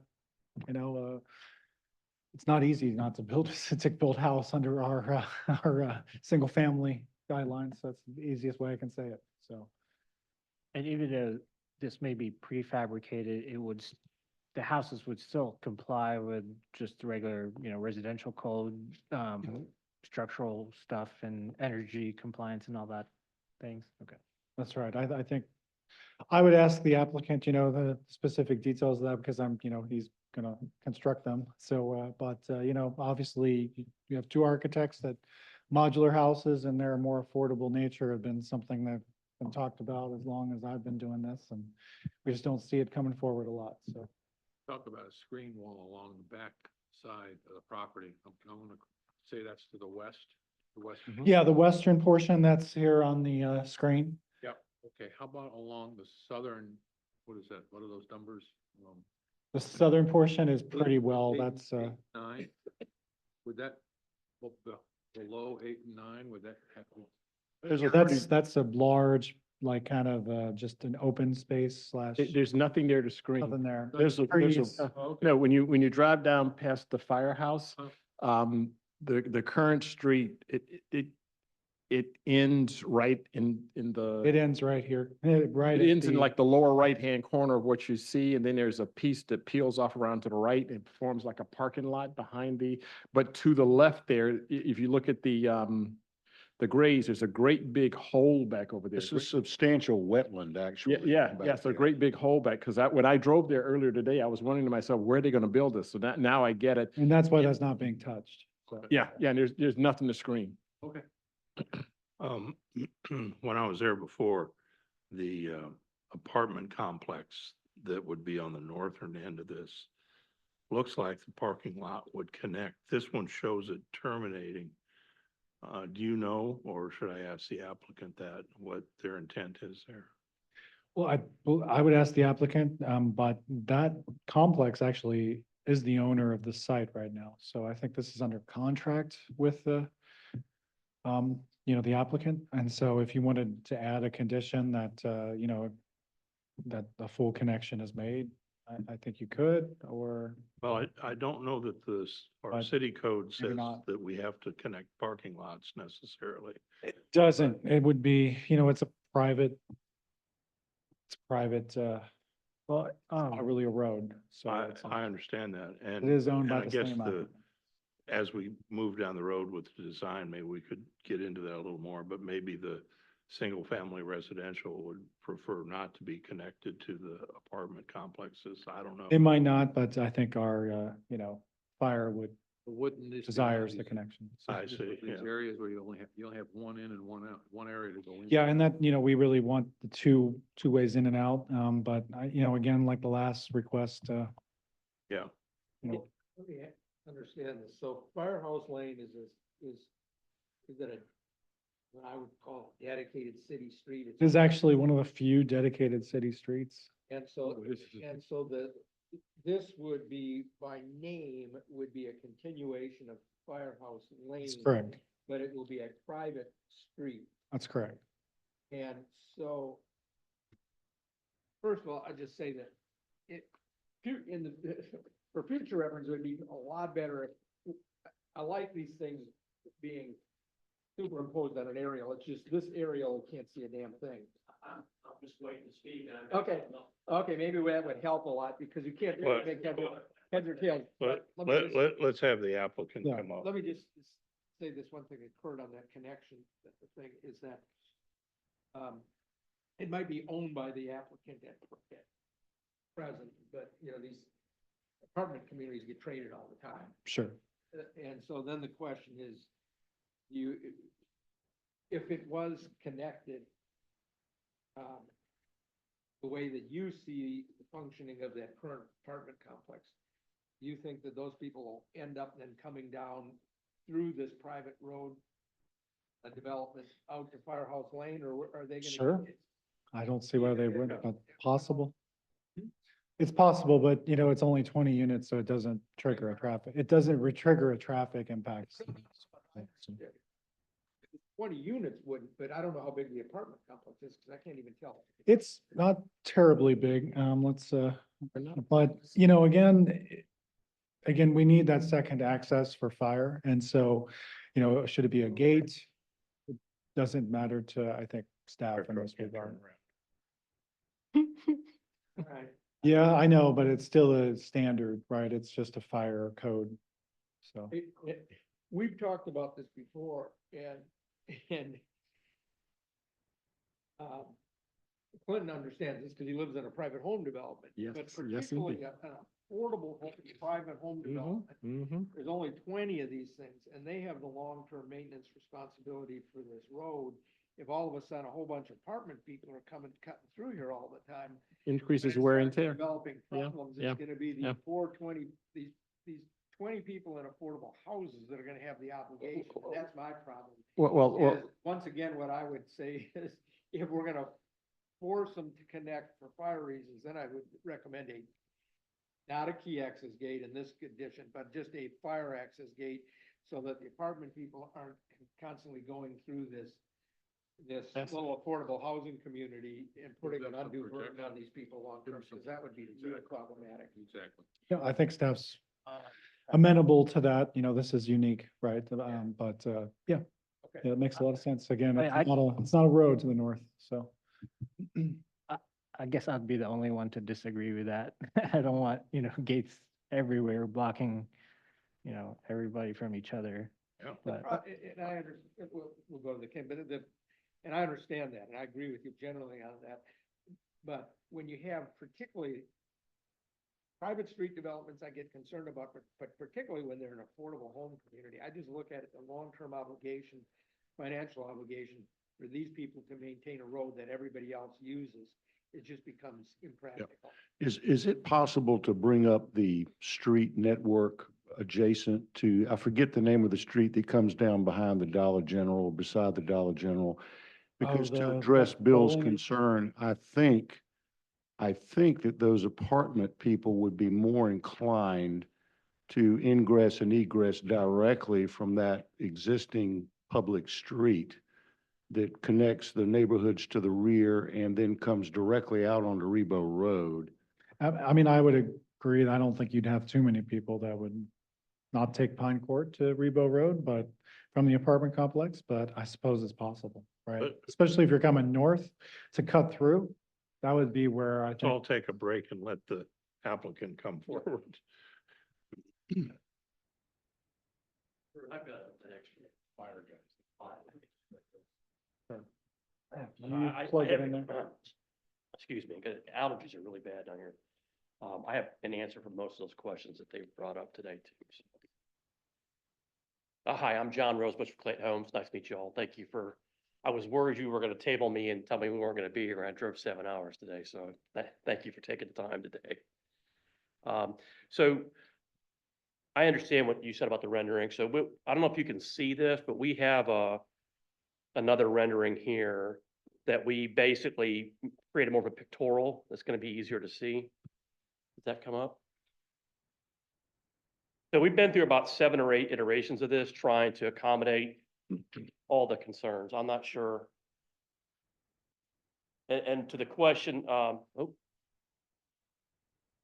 Yes.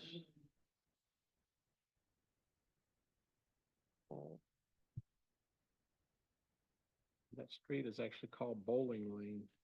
Yeah, it's Bowling Lane. yeah, everything we have shows Firehouse, and then it shows Bowling Way on most websites, so.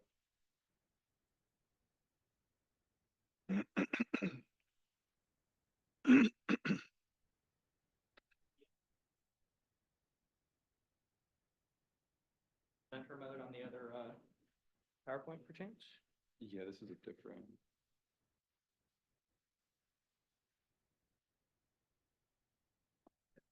this is a, Zen. that was not a me thing, y'all. Yeah. All right, you can get back to it again.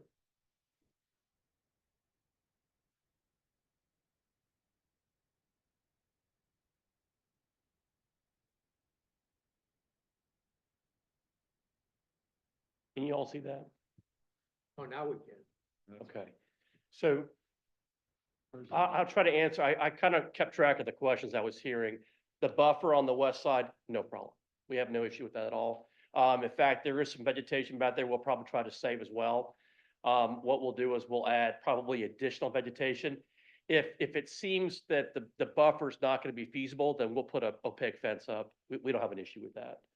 On the south side there, I was kind of brought up about the buffer there. There really is no need to have one there. What we've done is we've done about 8 or 9 different concepts on this particular site, trying to keep our density where we can maintain that attainability, but also save as many trees as we can.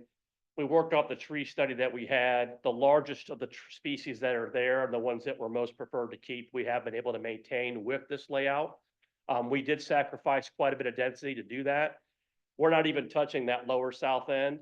What we're intending to do there, that there is a hole there. It's not a wetland, but what it is an actual, it's intended to be a retention detention area for water quality. So it is our intent to maintain that, basically restore it so that it has function for compensatory storage, as well as maintaining the trees around it and keeping that natural vegetation there.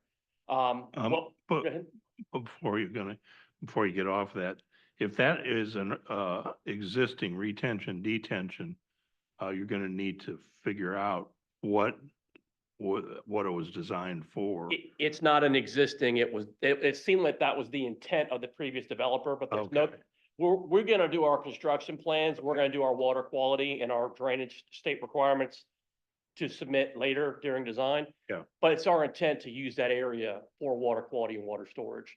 And that was also a high density area of trees that we wanted to maintain and keep. So, and then the site kind of naturally flows that direction anyways. So we're not changing much elevation or topo on the site currently, other than cleaning up the elevation and reestablishing the road. That was intended to be built previously. As far as the connection point on the north end, it is our intent to connect. I understand, I really do appreciate that you're worried about the maintenance on the traffic.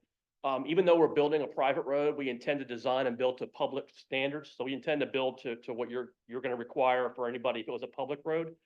The amount of traffic going through there at that speed, I really don't anticipate any wear and tear that would be outside the norm of the existing residents if it was just them only. Like you could consider almost like visitors coming through. But we do intend to build the private road to public standards. The alleyways we're trying to do as basically a stabilized rock or stabilized gravel, not just a gravel road, but an actual stabilized network to try to keep some impervious and pervious areas to try to maintain that for drainage purposes as well.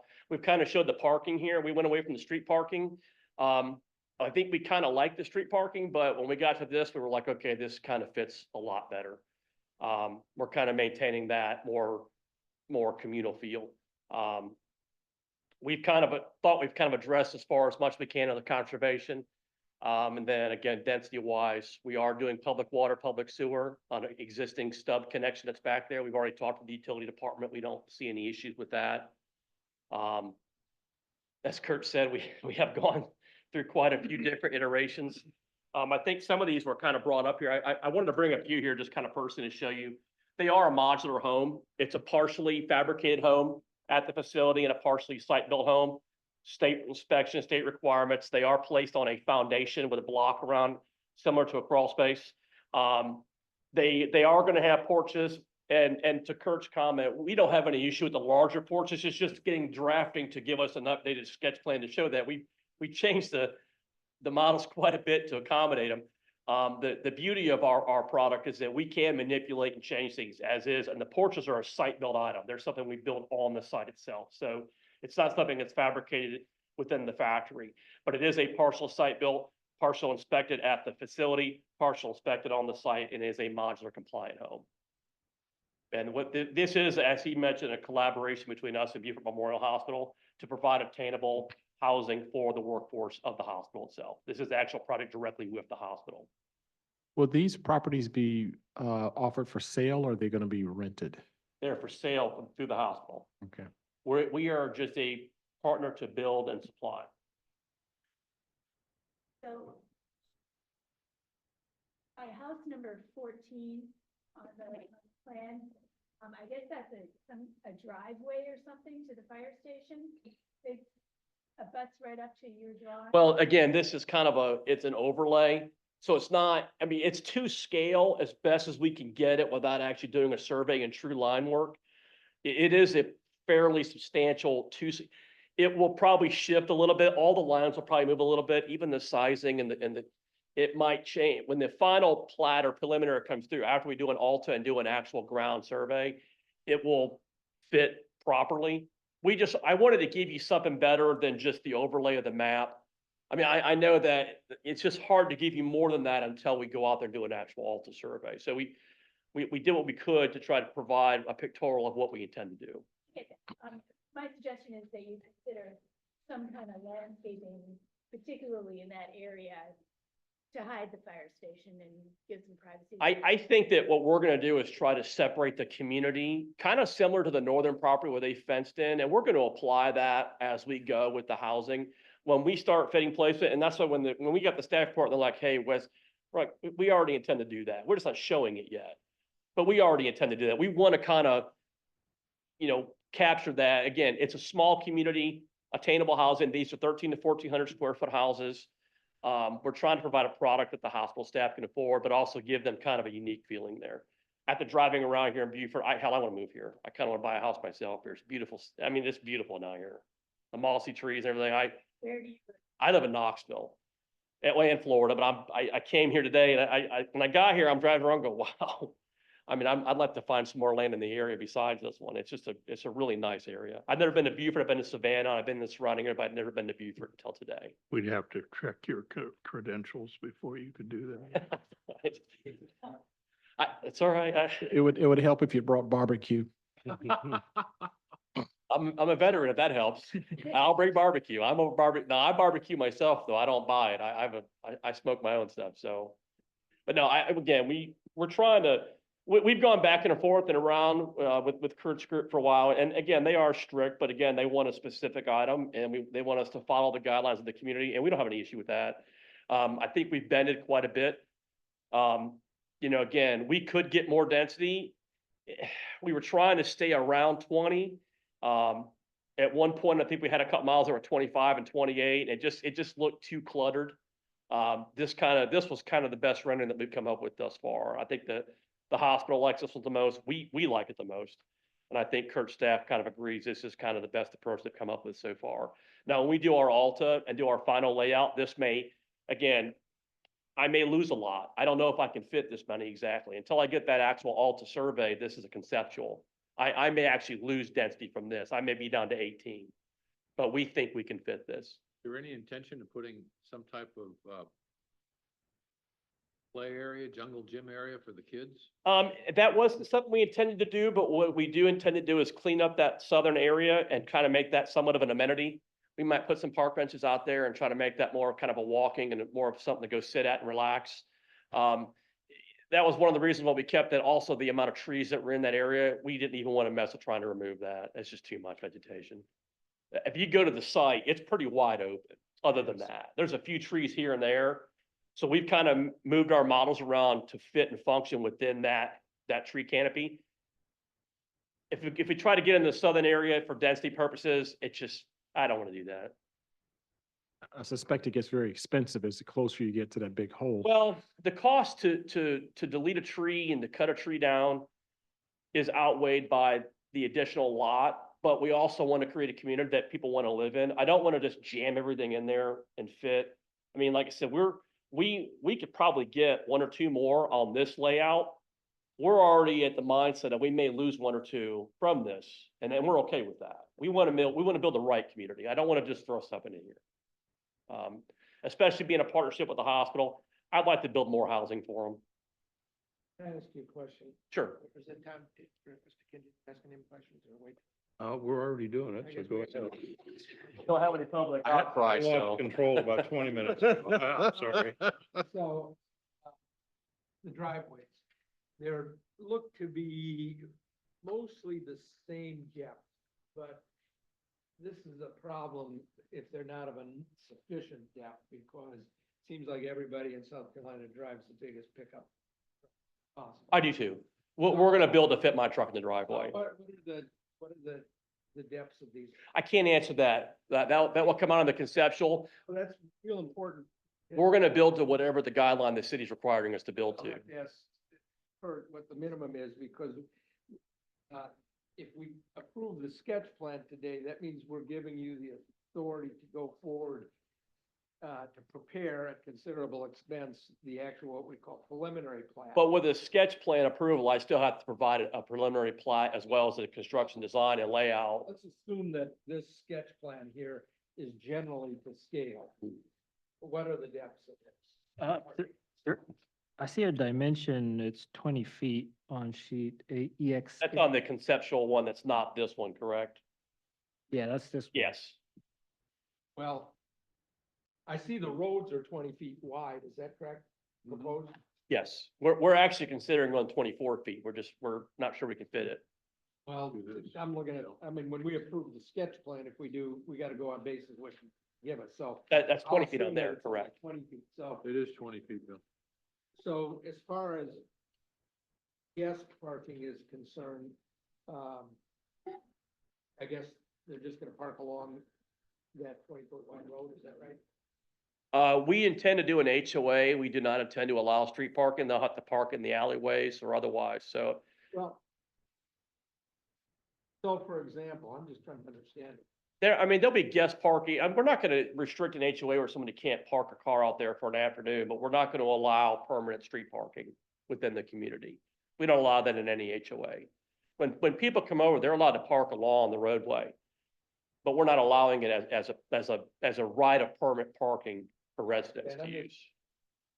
There'll be an HOA document for that. So if the roads are shown as 20 feet, what are the widths of the alleys? They're narrower, Actually, they're 18 to 20 feet as well. kind of look like it. Again, it's a conceptual drawing. It's gotta fit. They're gonna have dimensions. We don't do all that till a preliminary plat with an Alta survey. We have to have line work to do an actual dimension drawing. I think I don't understand what you're trying to do here, but it has to make conceptual sense. Well, then I'll say 20 feet then.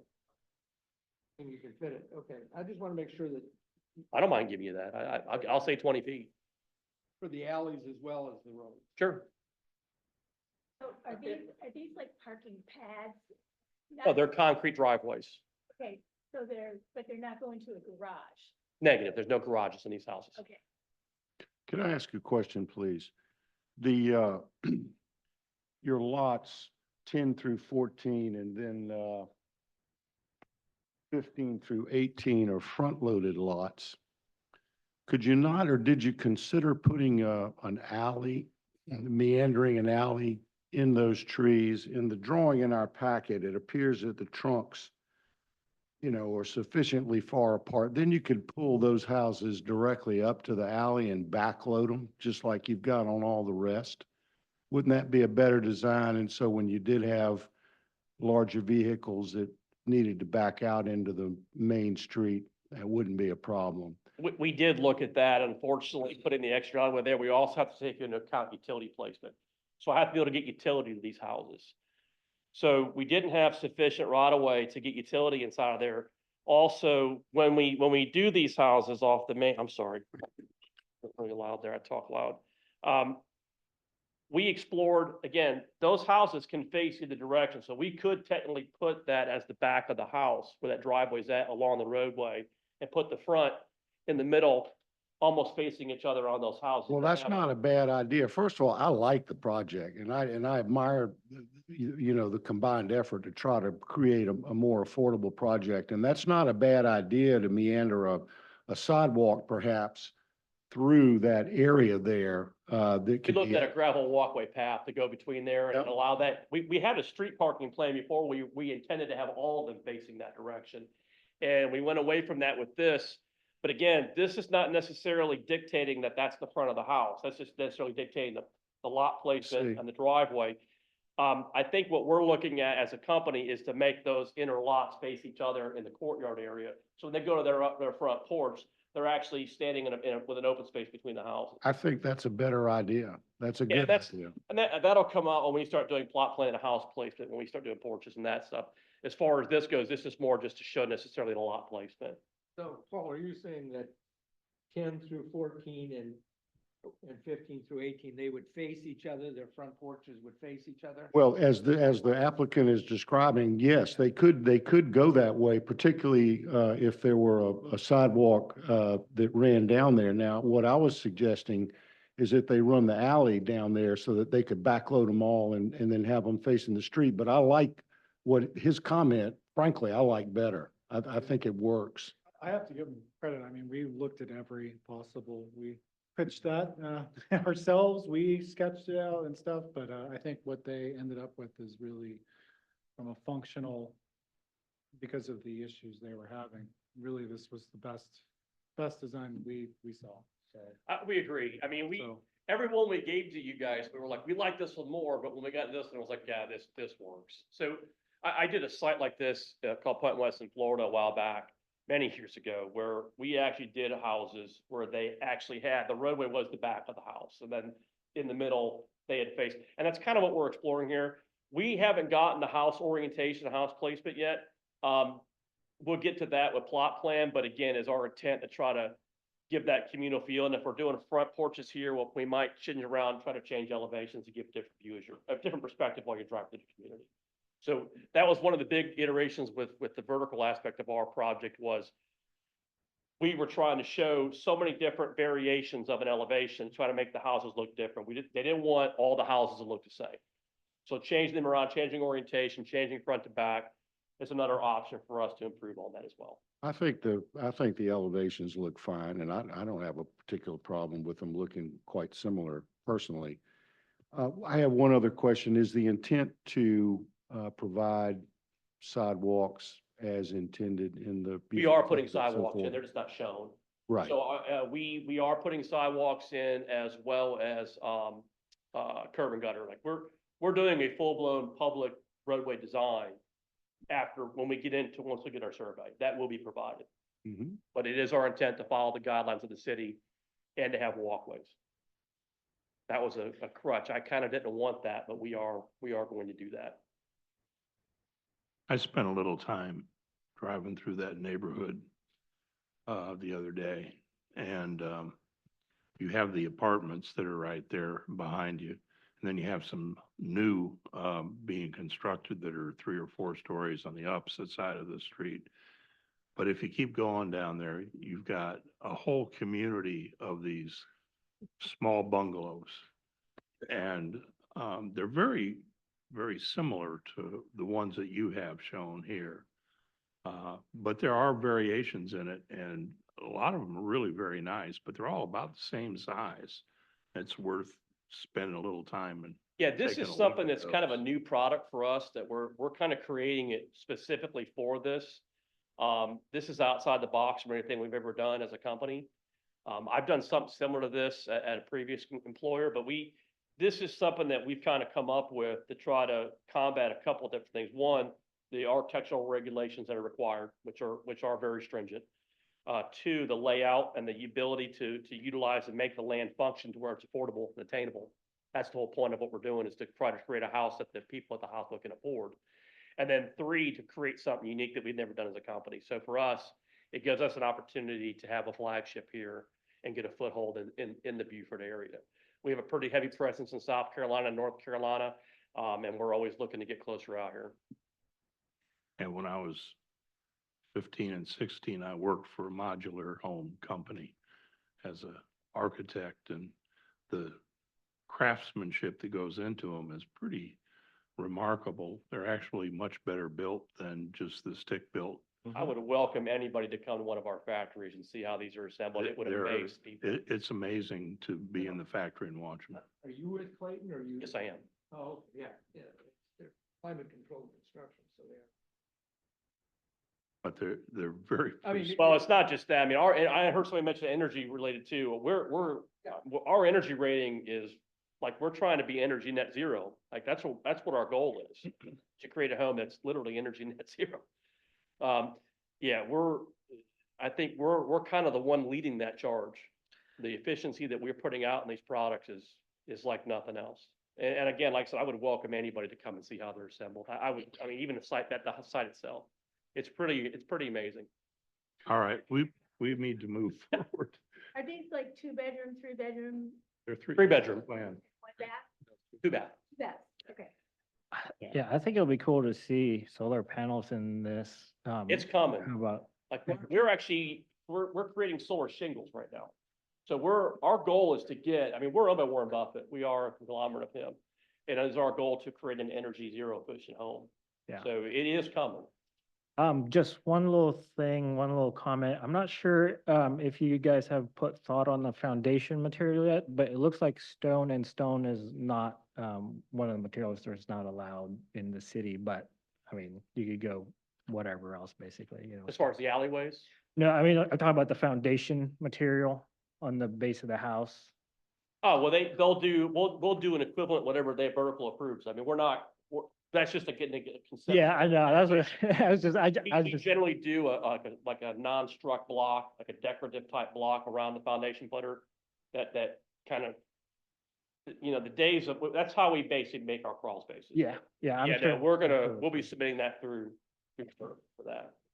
Okay, we don't have any public, but I'm gonna, for the record, open it up to public in case anybody's online.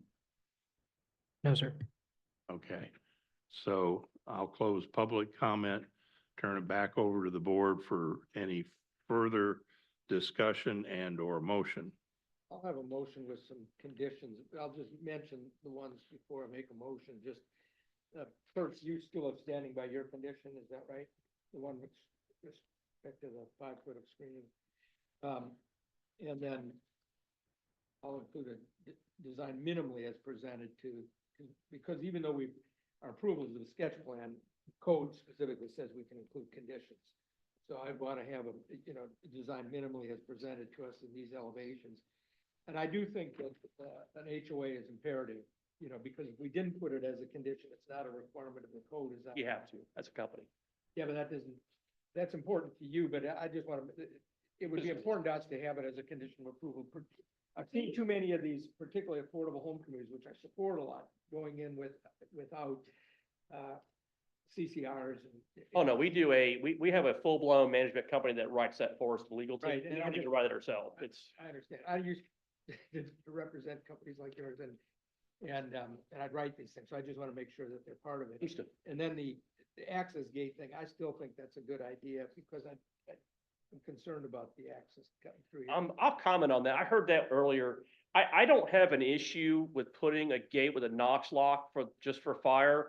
I honestly don't think it's necessary. And again, with the amount of people in the apartment and the amount of people in that community with the road that we're building, I just don't see that as a warrant for maintenance. Like, I don't think the extra traffic going through there, like I would very much go to Pine Court to leave, even if I lived in this community, to get to a stoplight versus having to make a left on that road. I was there today myself. So I mean, if you want to recommend it, I don't mind, but I don't really want that I don't agree that as a stipulation, because again, we're just not, I don't know if it's a requirement. Let me ask Kurt this then. Given the fact that that's a private apartment community road, do we even have the right of connection and access through that? I mean, it's a private, they haven't recorded a crossover access agreement of record, so I don't know that legally people from here even have a right to go through there. Well, they own this property right now. So if you wanted Well, to. they own it right now, but we always have to. If you want to, probably the best way to do it is should they maybe put a condition to say, should they desire the northern access, that an access easement be Well, that's a recorded. good idea. So your company owns. I think what he's asking though is, do you have the right to drive through that road as a private road? Being that we're putting utility inside there, I would assume that we'd be giving the city easement authorization access to get on that property regardless in the right of way. Because you'd have to, if there's maintenance on the utility, and then you'd have for fire again, I think we would be overriding the right of way as an easement access for the city to get through the property regardless. Let me who owns that apartment community right now? It's Kings Ridge Commons LLC.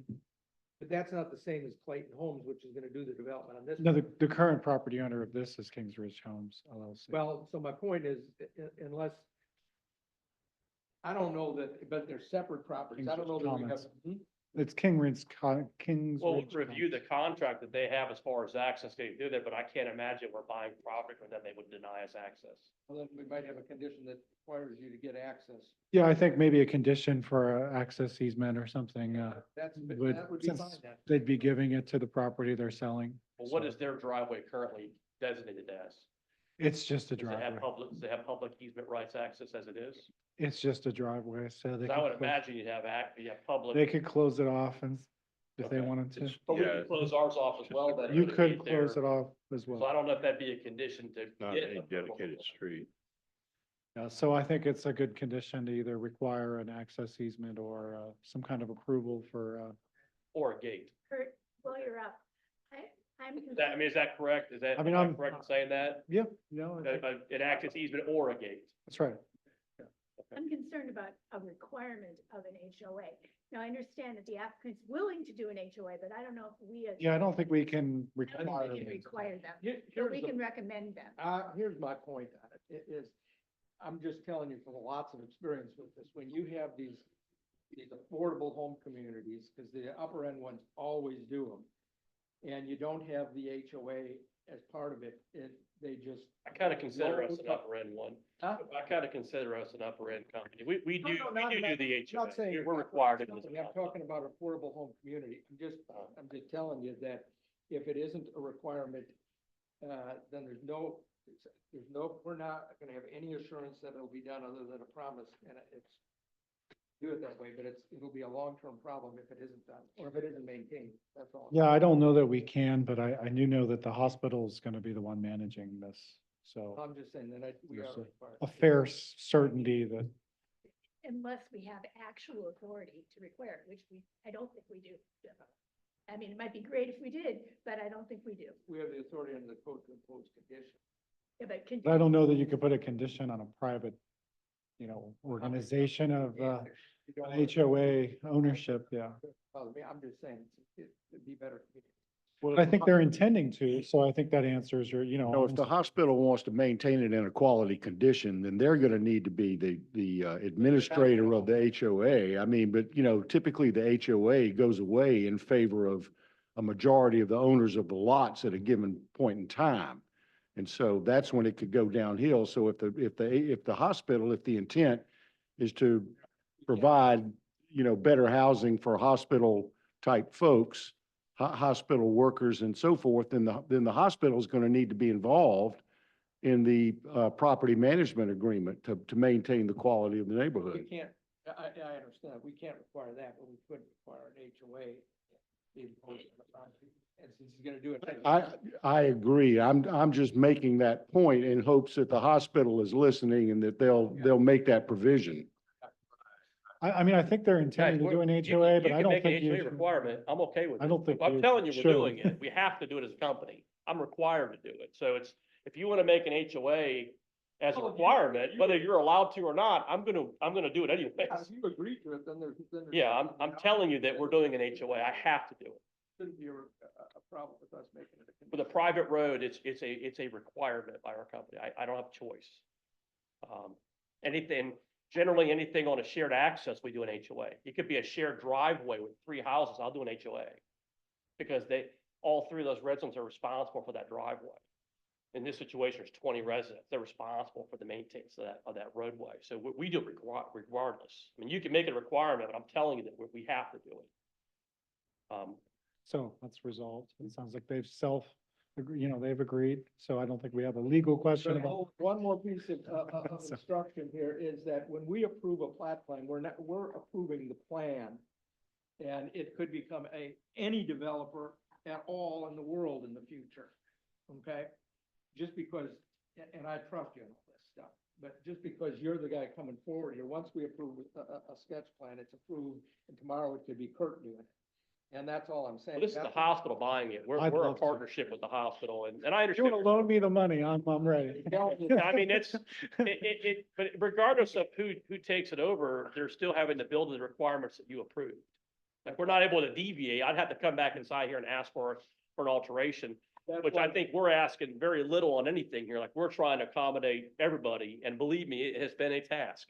So, That's why, And Yeah. that because of what you just said is the reason that this single planning commission thinks It's it's okay. best to have these as conditions rather than just promises, because we can't enforce, you know, you can enforce a condition. Yeah, we expect to, again, when we submit our plat will be a true dimension scaled surveyed item. And at that point, again, I may lose 2 lots. I don't know. I don't know the answer. And I'm not gonna come here and ask for a variance to do something stupid to get 2 lots back. We're just gonna move forward. So, I mean, I feel like we're really trying to accommodate, I don't know how much else I can tell you at this point. We're just not that far in design. It's just not there yet. Okay. Are you done? Yeah, I'm done. Signaling enough. Yeah, I'm just glad you stayed. We can keep going if you want. I'm all right with it. I'm not sure if you want to restate what your motion is or not. No, I was just saying what I would make in a motion, and I'd be happy to make a motion. I would move that we approve the sketch plan with Kurt's condition as stated in the staff report, that it have a 5-foot screening buffer as stated, comprised of fence and or shrubs, et cetera. And that number 2 is that the design be minimally as presented to the planning commission on this date. 3 is that the roads and alleyways be a minimum of 20 feet wide. 4, that there either be an access, that there either be an emergency gate or, what was the other thing you said, alternatives? Access easement or a gate. Or that the owner of of the lot on which the apartment community is granted an access easement in favor of this property. And then the last one that I would propose is that an HOA be established in accordance with the commitment that you made to do that. Yes, yeah, yes, sorry. Thank Any second to the motion? Second. All in favor of the motion, please signify by raising your right hand. And it's unanimous. That was worth the 7-hour drive. Thank you. I would Appreciate that. just ask you to do one thing. Yes, sir. In your communication with the hospital, find out whether or not they would be willing to manage the HOA since you're in partnership with them. If you have a partnership with them and you or I can them answer that. doing that, because that would solve a lot of the Well, problems. I can answer that. So how it works is I'm actually managing it initially. And then when they sell out to where it goes beyond that, Russell will probably be on that board as well, or one of his associates will probably be on that board as well as one of my construction managers until the duration of the HOA can be turned over to the home. But I will ask Russell how they want to handle the HOA beyond that point. Okay. I think the way to write it is to have a specific amount of quorum or specific vote to change anything. And if you make that high enough of a number, then it stays like it is. Okay, well, thank you. I appreciate it. Thank you. Do I need to sign this or? Good. The last item of business that I have before we adjourn is our next work session meeting date of Mine May just- 6th. Yeah, we have May 6th at 3 o'clock, just kind of always penciled in, but we usually have changed that or talked about that date, but Session? And 4 a hours different date works for you. or 3 hours out. Tuesday, May 6th. Yeah, Yeah. but it can be it could be Monday, it could be Wednesday, Thursday. Tuesday, the 1 o'clock is hard for me because I have a city staff meeting that time, so. I think we'd be wiser to try to start earlier if possible. Can we do the Monday, the 5th? Is everybody available then? I'm out of town the whole week. Would you mind? Oh, I'll dismiss it. I am actually heading out of the country on the 6th, so y'all can meet as long as you want. What about the following week, May 12th? Is going to New York the same thing? That's where I'm going. I'm going, no, well, New York is sort of out of the Yeah, that's country. kind of another country at this point. I'm really going out of the country. How about May 12th at 1 o'clock? That's fine with me. okay with you, Kurt? That's what- Well, Tony, is May 12th at 1 o'clock, because we're gonna have SNK, doing these. Taking a cruise No, I'm- from Barcelona to Rome. Can you pencil it in? Okay. Well. May 12th. 1 o'clock. 10 days. Yes. All right. Five-ish or. It's our new retirement thing. Is that a Tuesday? Or is that a Monday? The Monday. That's better. That's better. So May 12th, 1 o'clock. Is that what we said? Can I ask you, what will we be reviewing other than finishing up on what, parking or something like that? Well, we're finishing chapter 5, and we can start on chapter 4 if you want, or chapter 2. What, we don't Chapter have, 2 is zoning, chapter 4 is design. we don't have either. I mean, they're all, I mean, I've already, Mine is- they've been sitting for, I think design, personally, I think we ought to move into 4. Okay. You want that? doesn't matter to me. I'm ready with them. Can you, Because we're getting close to the end of our work on 5, aren't we? Yeah, you had some, I think we were gonna talk about some buffer and a little more parking and revisions, but it was pretty minimal at this point. Think. Famous last words, right? you, okay, see, when could she produce chapter 4 for us? Say it again. When could she produce chapter 4 for us? I mean, it's ready Copies. now. I can send it now if you want. Okay.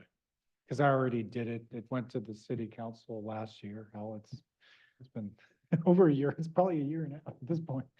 No, the changes there were probably not as, they were somewhat minimal. So chapter 4 wasn't as, so you might want to make a lot more changes. So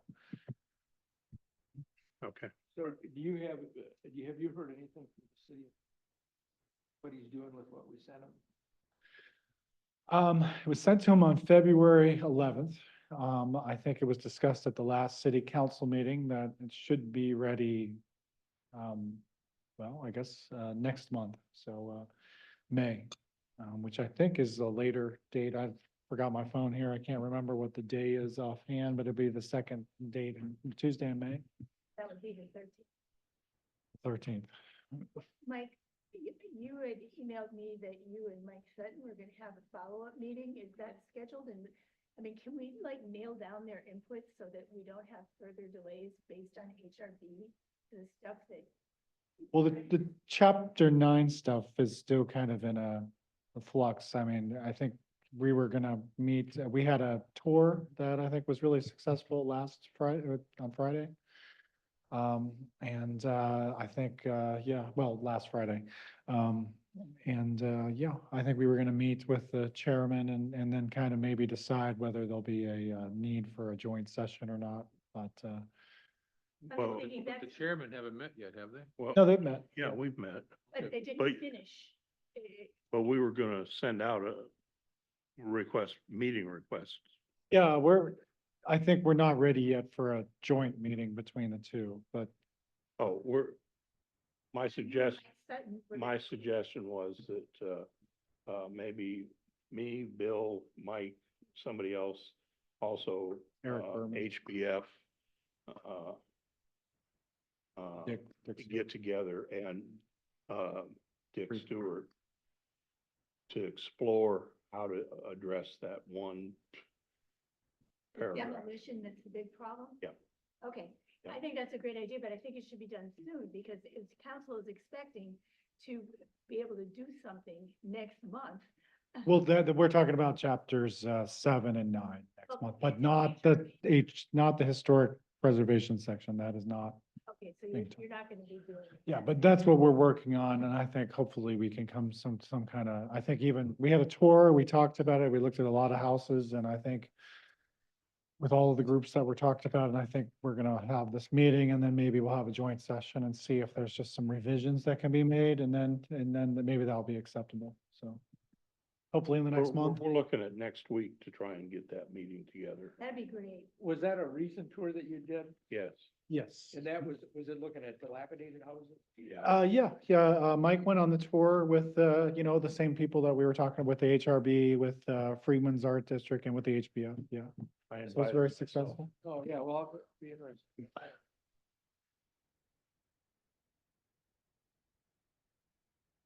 Motion to adjourn. Motion to adjourn. We're adjourned.